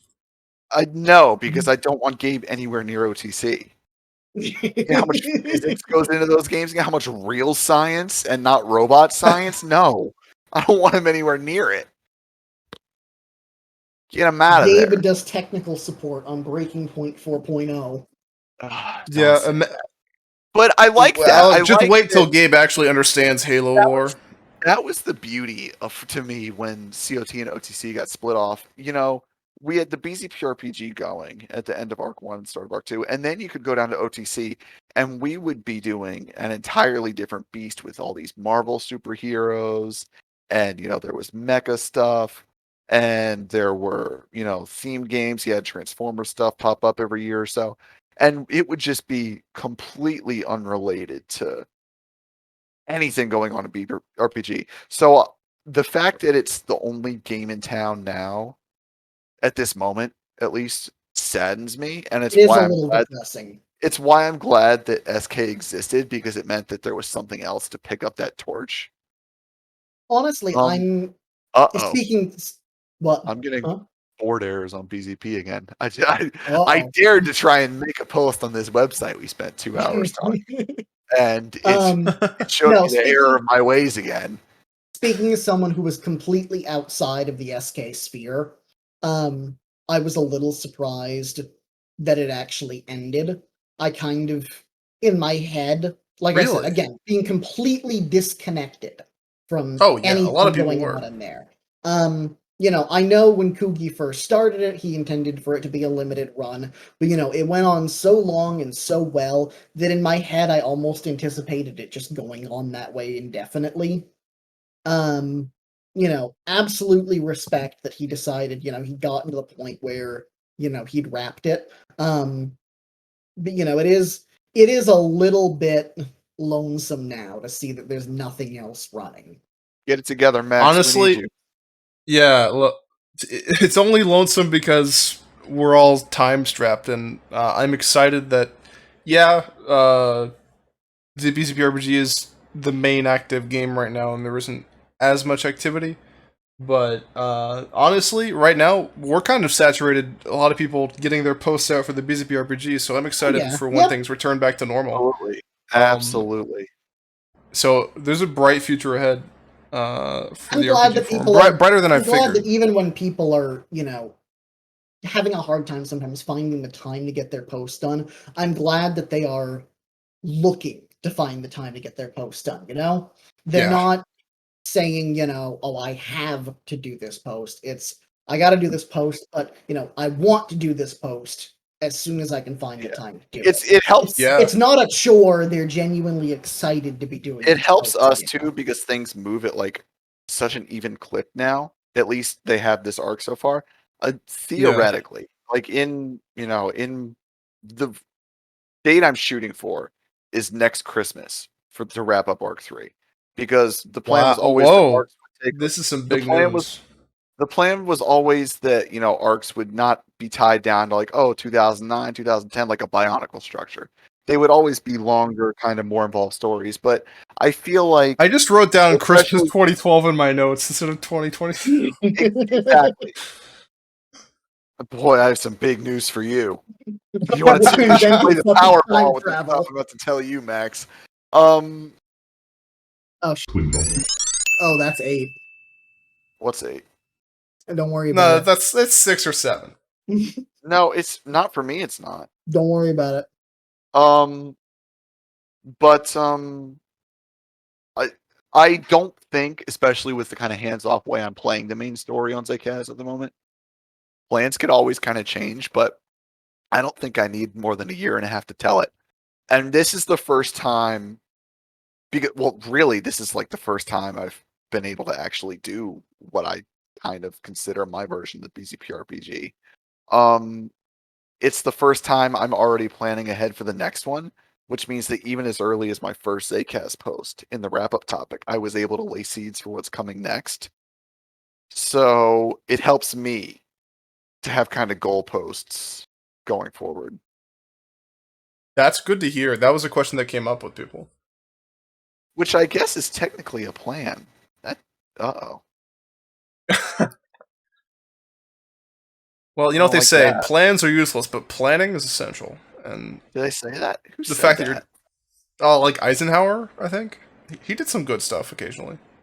What did he do? Well, he didn't write any Zcast posts, so I mean, Oh, I'm just learning what Dwight D. Eisenhower did. Actually, I just Googled him. Yeah, what he said. yeah.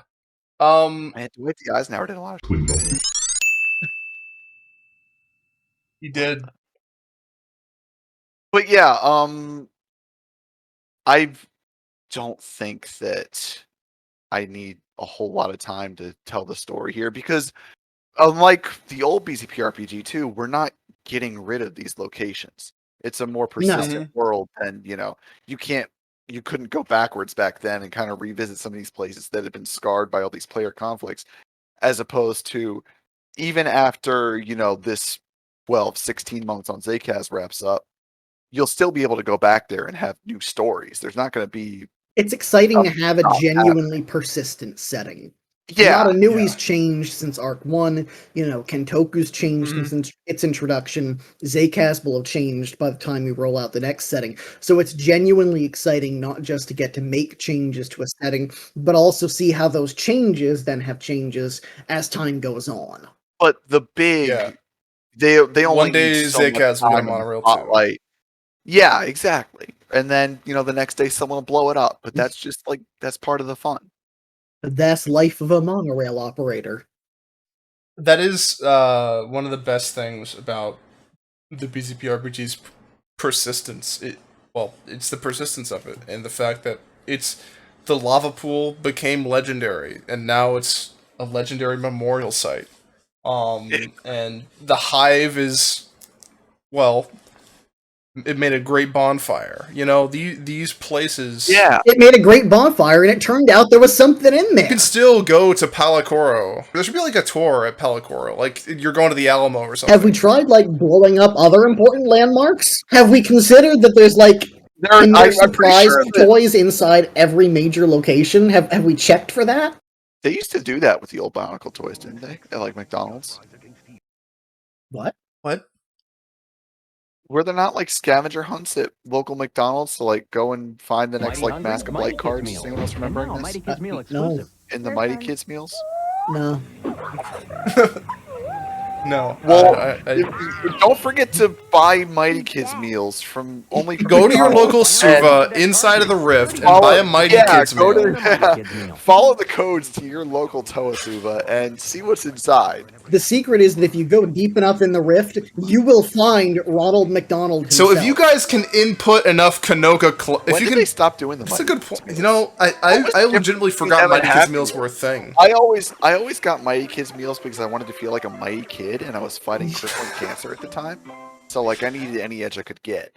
But there has to have been some difference, right? G Gundam cures cancer. The Mighty Kids meals and came Mighty with Kids extra. meals made it so much worse. The Mighty Kids meals came with an extra 2 nuggets if you got chicken nuggets. You got 6 I instead of didn't 4. get chicken nuggets. I always got burgers. And I think it was extra fries. That's that sounds about right. Like a better deal than the nuggets, kids. Chimkin nuggies. When did they stop doing Bionicle toys with McDonald's and Sonic and stuff? I mean, they only really did the 2007, right? Good McDonald's toys for Bionicle. What? You had the 1 year of. They did the 2001 stuff and then the Mask of Light stuff. So there were two. Was the Mask of Light stuff any good? There were trading cards. There was some fun stuff. Okay, I'll take your word for it. I just remember my granddad kept taking me because I wanted all the Mask of Light. 2001 was when I got diabetes, so I got lots of Bionicle stuff. But moving on from that, so the lesson here is to go to your local Suva, get a Mighty Kids meal, and check those Kanoka Club. Yeah, get a Tahu burger. Check those Kanoka Club codes, and maybe you can unlock some neat stuff. Yeah. Yeah. We should make the Kanoko Club. And Modern Literally, Arc 4, Consumer Paradise. Dude, I don't even. Did our old Kanoka Club accounts get grandfathered into Lego accounts? Could we still like log in with them, or are they just gone completely? I don't know. I don't know. Every now and then, I still go and check out like BionicleStory.com just to see what a graveyard looks like. Just to see that error code. Ooh. That was grim. It's just Well, you can Let's get the go same right now, error codes on Everyone type- bzpower.com. BionicleStory.com. Yeah, with what me and what see do you it what, leads what do to. you mean? That's a graveyard. Yeah. I'm What getting is yeah. on bioniclestory.com? I mean, like Max, you joke, but I'm getting like the same Chrome endless spinning that I get every Cloudflare time I refresh Oh, BZP. yeah. Yeah. Actually, let me do a dig real If you quick. typed along with us, like I said, then you're recognizing intimately what I'm trying to post in the BZPRPG. See. Oh, this site can't be reached. There we go. Bioniclestory.com does point to an IP address according to its DNS reservation. Fun fact: I it guess literally nothing there. has. Yeah, no, it literally has as much site security as the actual BZP. Neither are certified. Don't buy Premier Nice. membership. You won't get the role, and your It account will doesn't get have any your perks credit card. anyway. Yeah. Where's It's my not bold Premier, name? It doesn't expire when you die, and your account will probably buy a PS5 in 2 years. Just not for you. Welcome to the scalping botnet. So, Oh, there's an error I think we should- 502 from BZP too. ooh, 502. That's a new one. Well, Is it? I'm Did B6 more. ever get back to us 520s about, are like, the all the No, errors classics. he we were did not. complaining Other than it about? works on his machine. 520s are Yeah, the we were getting mystery. 520s. Now it's 524s. Now it's 502. This sucks, man.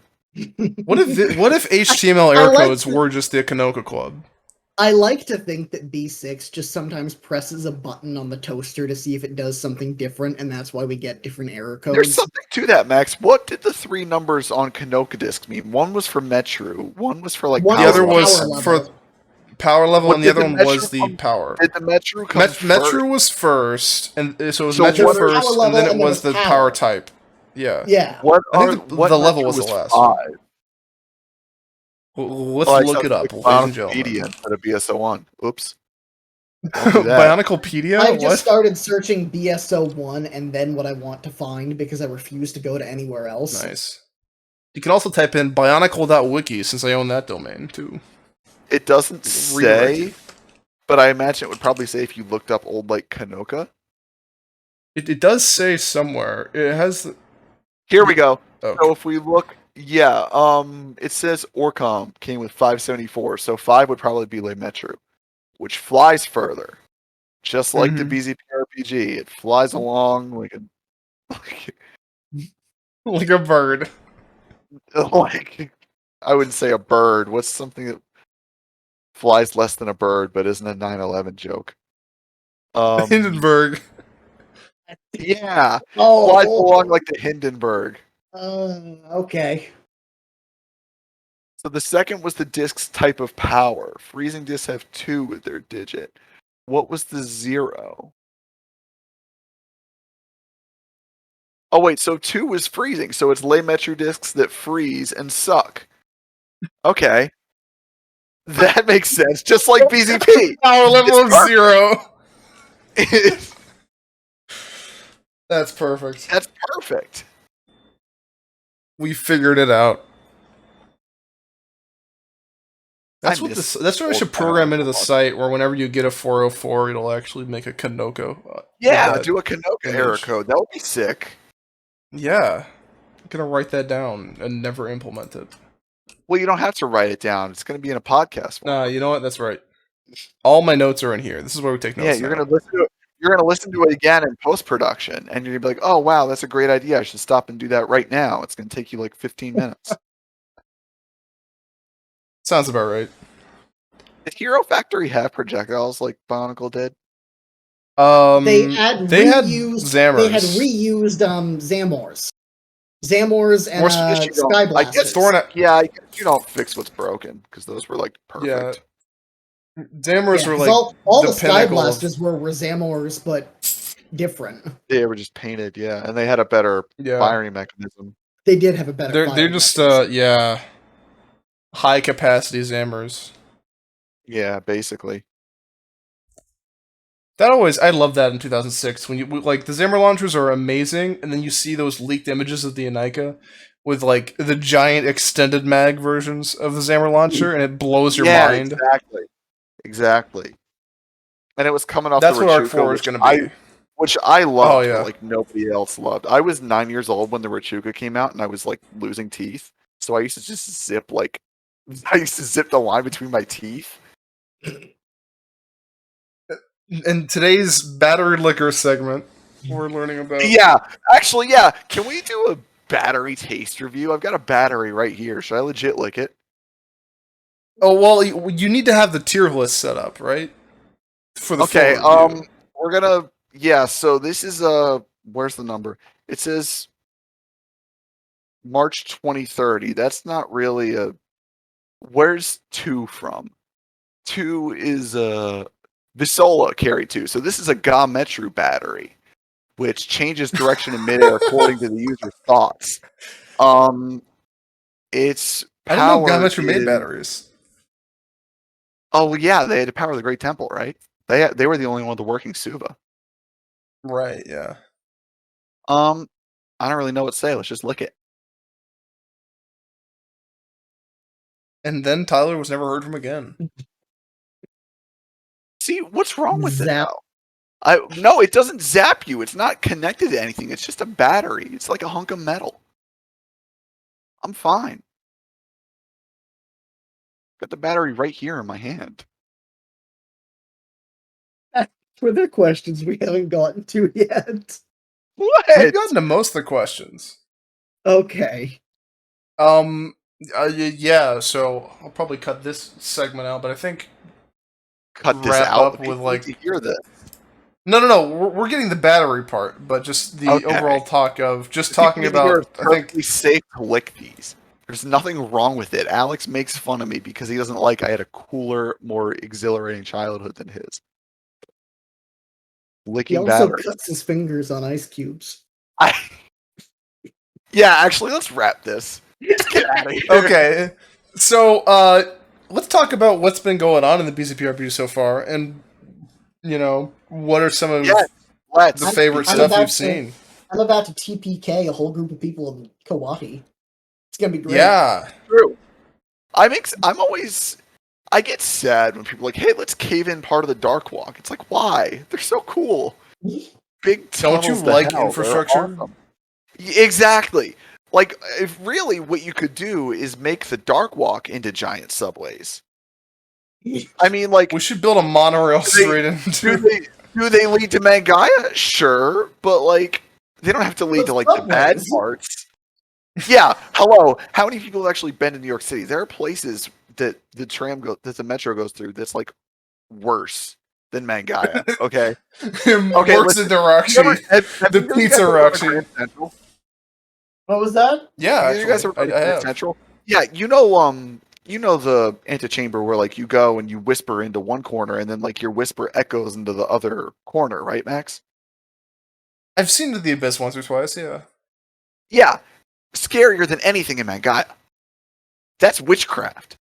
Whoever put that station together is like a monster and a Satanist. That's scarier than anything in like Makuta's lair. Makuta's lair is just like 200 empty rooms, then where Heiwani's bedroom was, the Parakuka pit, and the vault.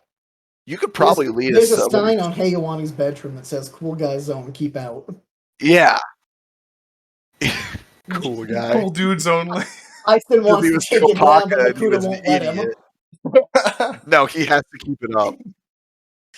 Every time he reaches for it, there's just a rumbling. I've always. Can you dig between the dark walks? I mean, If Probably you like wanted to, I'd assume you could. it's probably but you have to go. There's only one going up to each Koro, and they lead right to the mouth. So you would have to dig from Koro to Koro. Yeah, but I mean, At that point, you're just Yeah, at this point, No at that rock point, to you're get it in the starting. first place. At that Hello. point, you're threatening to like topple the island and send it. Just you're gonna like colony drop Metro Nui. With don't it. give Oh, well, the whole thing in Aurelia any canon had a whole ideas. bunch of tunnels underneath it anyway. It's fine. Do you remember what happened? When we dug tunnels under Zakuro. Do I need to remind you of what happened the last time anyone tried tunneling a major city in this game? Kokoro got a major boost in guard forces. That's true. Yeah. What could go wrong? Kokoro needs the help. Pokoro's sewer system directly was an asset to Vidar when he captured Hafu.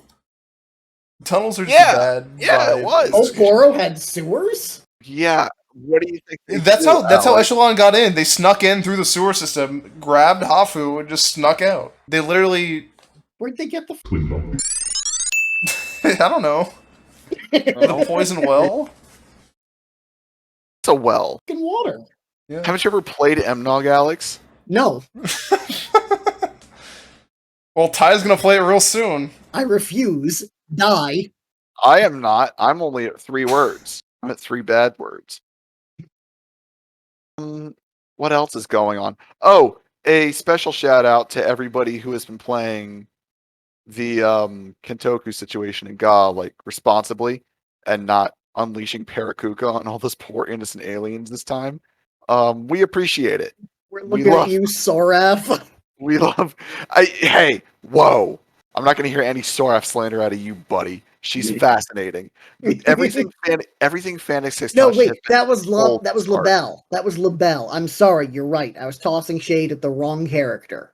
Soraf is the one who tried to bring him back onto the Yes. Ryu, Yep. which is also amazing. LaBelle has like. Do you remember, Alex? You were there for the whole Mark plot. You Yeah. remember LaBelle, right? Yeah. She just sat in the back of the beach house and didn't really bother anybody. Yeah. At some point, she just went nuts. Yeah. Just Fanix cranked her right up to 11, and it's great. amazing. No, don't get me they wrong. literally It's great. Fanix literally took a bit player from like the Mark plot that nobody paid any attention to, and even her friends basically forgot, and turned her into an absolute psycho. It's awesome. Everybody read Fanix's stuff. Can we get air horns for Fanix? Yeah, we'll queue it up. Yeah. So, but thank you everybody for playing it like responsibly this time and making sure that it's not gonna get a warm welcome because we love them here, folks. Now They're give me sending- violence They're somewhere. sending us their best.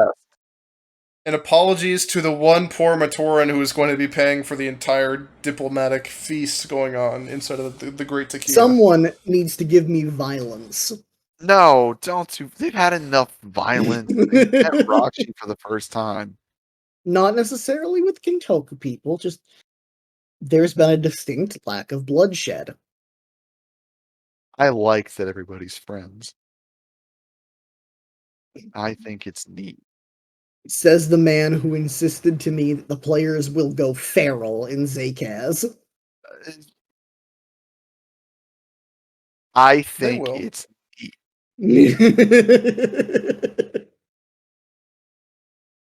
It's great. everybody. We love it. What else? We all like friends.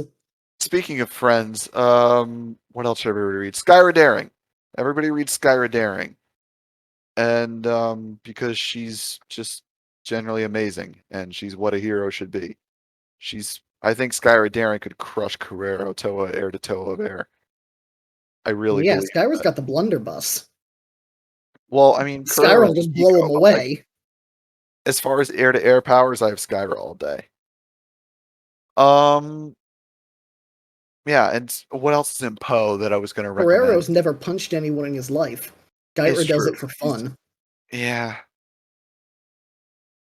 Oh, Stannis and Rollin, read them because No, that's Oh, been yeah. really fun to read. yeah, because Renee, EW, whatever, and MZ are 2 of the best, and we're lucky to have them back. So be sure to read that. Everybody, read your Can't read wait your for them to idols, go on folks. Dark Walk 3.0. It's Yeah, gonna be fun. I'm so excited. Everybody's just like picking a dark walk and rushing in. It's awesome. I've missed it. I miss the foolhardy, reckless behavior. It's very good. Yeah, you're gonna get your bloodshed all right when they go down that dark walking When they cove. I start. will. Yeah. It's gonna be nice. Thank you. Your sacrifices will all be heartily enjoyed by us readers. Yeah, they will. It'll be good. Did you know that Greg said the Kanoka shrinking effect was permanent? Klingo. No. Yeah, like, oh, and so is enlarge. Greg says it's permanent in an OGD. This is why I don't think people should ask Greg things anymore. It's pretty dark. Can you imagine getting clipped with like an enlarge and playing Akalini, and all of a sudden they've sealed you in a zoo under Pometru forever? No, they put him in Oh. the archives and Oh my that's god! true. Oh yeah, the one guy who got reconstituted at random. They make a nice little tailor-made room. They used to do that. Can They we used talk to about put- how horrifying the Onometru archives They are? used to put Matoran in there that got mutated. Yeah. It's sick. It's They grotesque. kept Roxy down there. They kept that one just room that was some kind of eldritch abomination down there. Oh, I forgot about that. And then like Wenua was the only one that didn't go insane working down there. They had that guy that was in the Bionicle Adventure books and drowned. Yeah. He Yeah. went nuts in there. To Who be else? It's an fair, awful location. Wenua Someone did give get me a that survival accent. horror RPG set in the Onometru archives. Yeah, do it like it could be SCP like SCP. archives. Exactly. It could be like SCP, and like you're just a Mhm. bunch of Onimatoran trying to like hack it in the Trying city, to get and- around and do your cataloging and for the the day. GMs and the GMs just like once every couple weeks just decide to drop in and unleash some sickening Rahi or a few Rakshi. There's like no Toa around. I think that would be great. Yeah, right. Flush it out. People would play that. People would play it. Somebody make it, or just play SCP with me because I miss playing that game.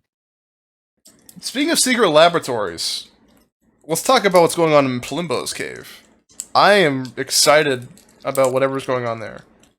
That's been a fun read. I'm happy to see Blue right. I think she's Yes. awesome. And I say that as someone who used to constantly tell her, man, I hate reading Ares posts. Blah blah blah blah. He's so smug all the time. But it's actually fun. I can't Everybody wait to read- see people everybody blunder read in it. there. Anything Blue writes, read it. She's another one on my list. She's perfect, and we're lucky to have her back. Let's see. The Great Takia, we kind of talked about. I need to catch up on God, though. The awful tab that's being racked up for that one poor soul's wallet. There have been worse.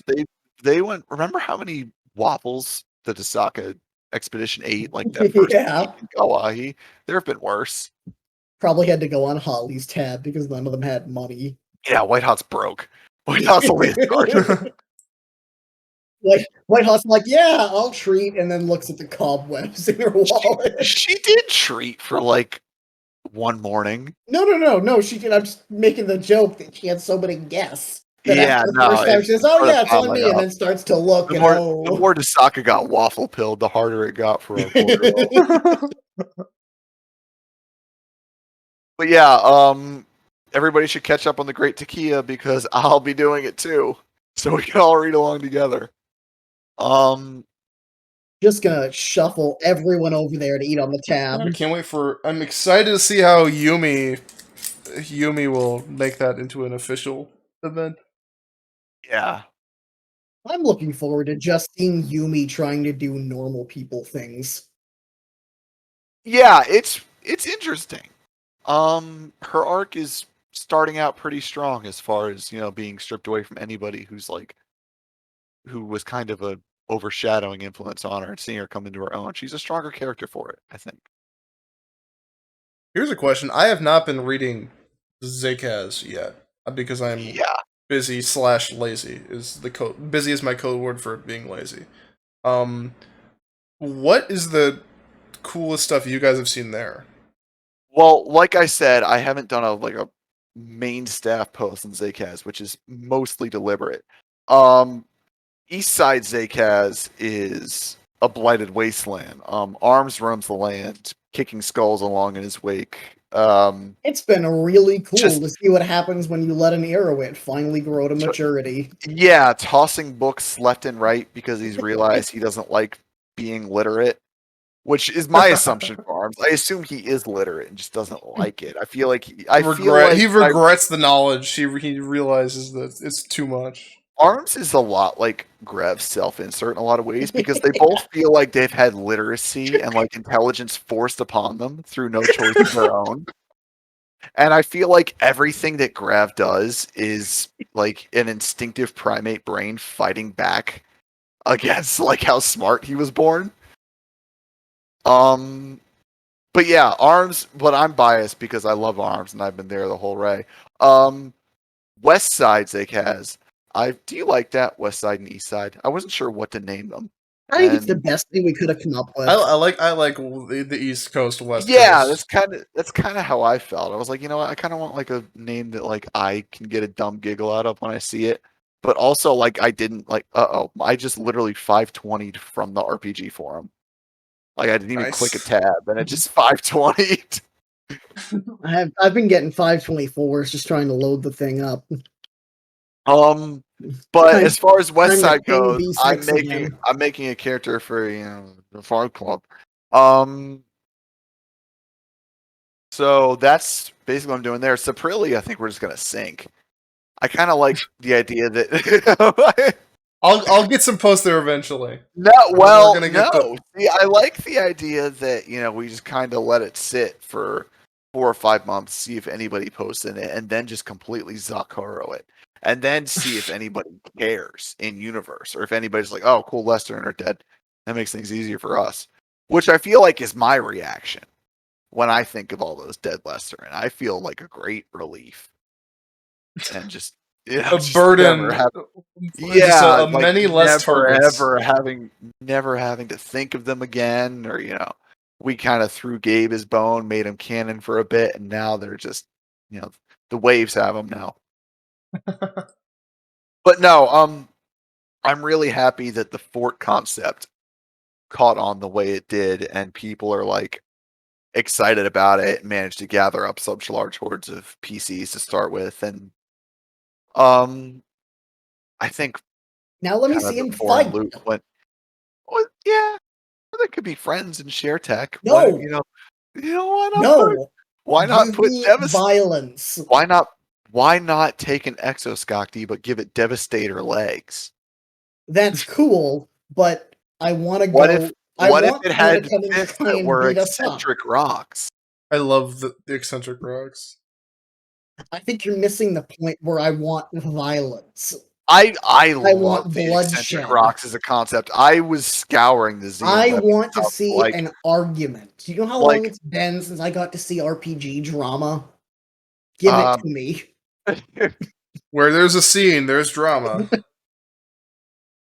Give me the violence. All right. The whole island is predicated on violence. Shut him up. Give him violence.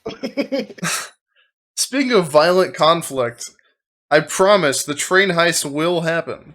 We're working on it. Yeah, do it. Poor Alicia has burnt through all her money from assassinating that old man. Let her buy you some ice island cream. figurehead. She is completely... Somehow she burnt through her whole fortune in like Shia LaBeouf record time. Like she spent a lot of money on miracle cactuses and shady hotels. I mean, and who among us, right? But like, now it's been 10 years and everybody's kind of grown up and other people are dead, and it's like you gotta kind of. She didn't invest it too smartly. I'm sorry. Continue. We're getting a live reaction to the server dying in the. She didn't put it into stonks or. Oh boy, yeah. Apparently, it's like everybody Alicia made some really bad monorail investments. Yeah, she invested in. Well, I mean, the Iron Mahi might pay off. What if that was like the whole deal with the Iron Mahi? It was just an insurance scam. An insurance scam? That's perfect. That's kind of genius, actually. I kind of want to do that. I feel like maybe that's how every idea that we have about the Iron Mahi, about like, hey, let's have like 3 different groups heisting the train for different reasons at the same time. It's like, I want this to happen.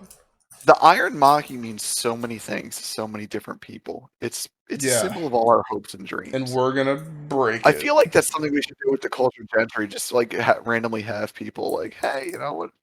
Commit insurance frauds with all their holdings across Montanui, and then everybody's like, hey, who is it? And then it's Bill Gates and his friends. Yeah, we're gonna. The reason they sunk Zakoro is, there was that weird temple there. Yeah, that weird temple, I never liked the vibe of that Toa Jepstein. He always gave me sort of a weird Yeah. aura off that dude. Thank God Leah never read him. We might be back again. Are we? Maybe. I'm at least getting through again. I wasn't getting through at all for a minute there. Are we breaking your server? Wah, wah. Well, I guess I give up on BZP for tonight. Which also means I give up on this podcast. Oh, here's something. So, Oh, to close, we're talking about what are some of our favorite stuff we've read. Post in, I don't know, are comments a thing? Post somewhere. What is the cool stuff that you've been reading? Post an NND. Yeah, post news and discussion. yeah, What's because some this of... is going up in ND, right? Yeah, sure. Okay. We'll post it there. We'll post it there, and give us some audience engagement. I would love to hear what you Yeah, what guys' are- favorite stuff. Give us your engagement. Yeah, that's what we want. But for real though, what are some of the cool stuff you've been reading? Especially within the first few weeks when, it was going through like a page a day and half the location topics, there just wasn't time to read it all. So if there's anything cool going on, again, Korra and God, I wish I could remember the name of Tarn's character. I'm so sorry. Datrox, Yeah. yes, that's great too. That's fantastic I'm writing. excited to see the Outsiders coming back. Yep, Outsiders are coming back in Co. Oh yeah. There's about to be the messiest House of Cards board meeting in Co. Just tell us what you like to read. We're gonna get to see an list, ILF Kalta grudge match in Co. in a minute here. Oh, nice! I'm so stoked. Yeah, so recommend what are some of the cool commend your fellow writers because you guys have been writing some great stuff. And yeah, if there's some posts that have some really cool stuff that you would want to see, say a cold open audio play rendition of, put some suggestions out there because maybe we'll work something out for the next episode. Oh man, I want to make Tim do a dramatic reading of a Skyra post. Yes. Oh my. Oh, that's perfect. Put some suggestions out there, folks. Yeah, suggest your best Skyra Daring post for the next cold open. That's perfect. We're gonna have to bleep so much stuff out. Fine. It's gonna rule. Well, I'm sure that this is going to end up being like 3 hours long, so I appreciate... it physically cannot be 3 hours long, given the recording is only 2 It's going to be about 3 hours hours long, so I appreciate everybody who really stuck with listening through to the end here. Yeah, we're gonna try to do this more regularly. I actually thought this went better than I expected. Yeah, and we covered almost all the questions. I think every like I said, honestly. originally the format was going to be this just starts and stops whenever I'm doing like an important staff post, so that we kind of get first reactions out of the guests as it goes up.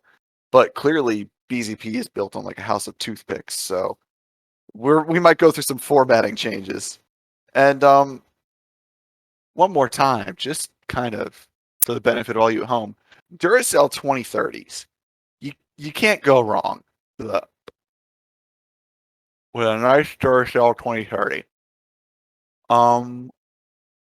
Actually, it's like shit. And on that terrible disappointment, it's time to end. Yeah, bye everybody. Yeah, thank you. Sucked, but I'll do it again. And let us know if you want a guest host. Let us know if you want to be a guest. Also, topics. If you want staff to talk or either a guest host or Staff or members to guests talk or about anything specific like that, things. you want to hear people talk about things, just get on Give here us and ideas so we don't have to make them up. I want to listen to things too. Today was a big thing where we turned a lot of Q's into A's, but there's more stuff that we can talk about. Q's Yeah. and A's. Yeah. Yeah. Yeah. All right, everyone. Thanks for coming out. That's a wrap. And boom. We did it. We casted the We actually did it. We did.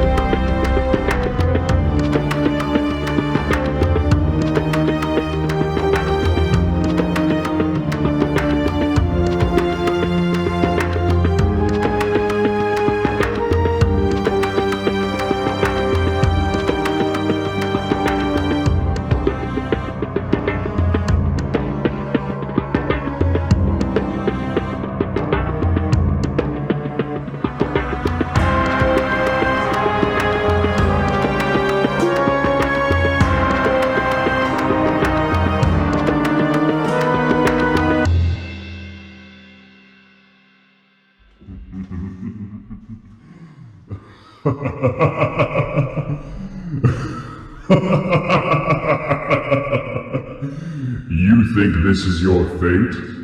I say aim higher.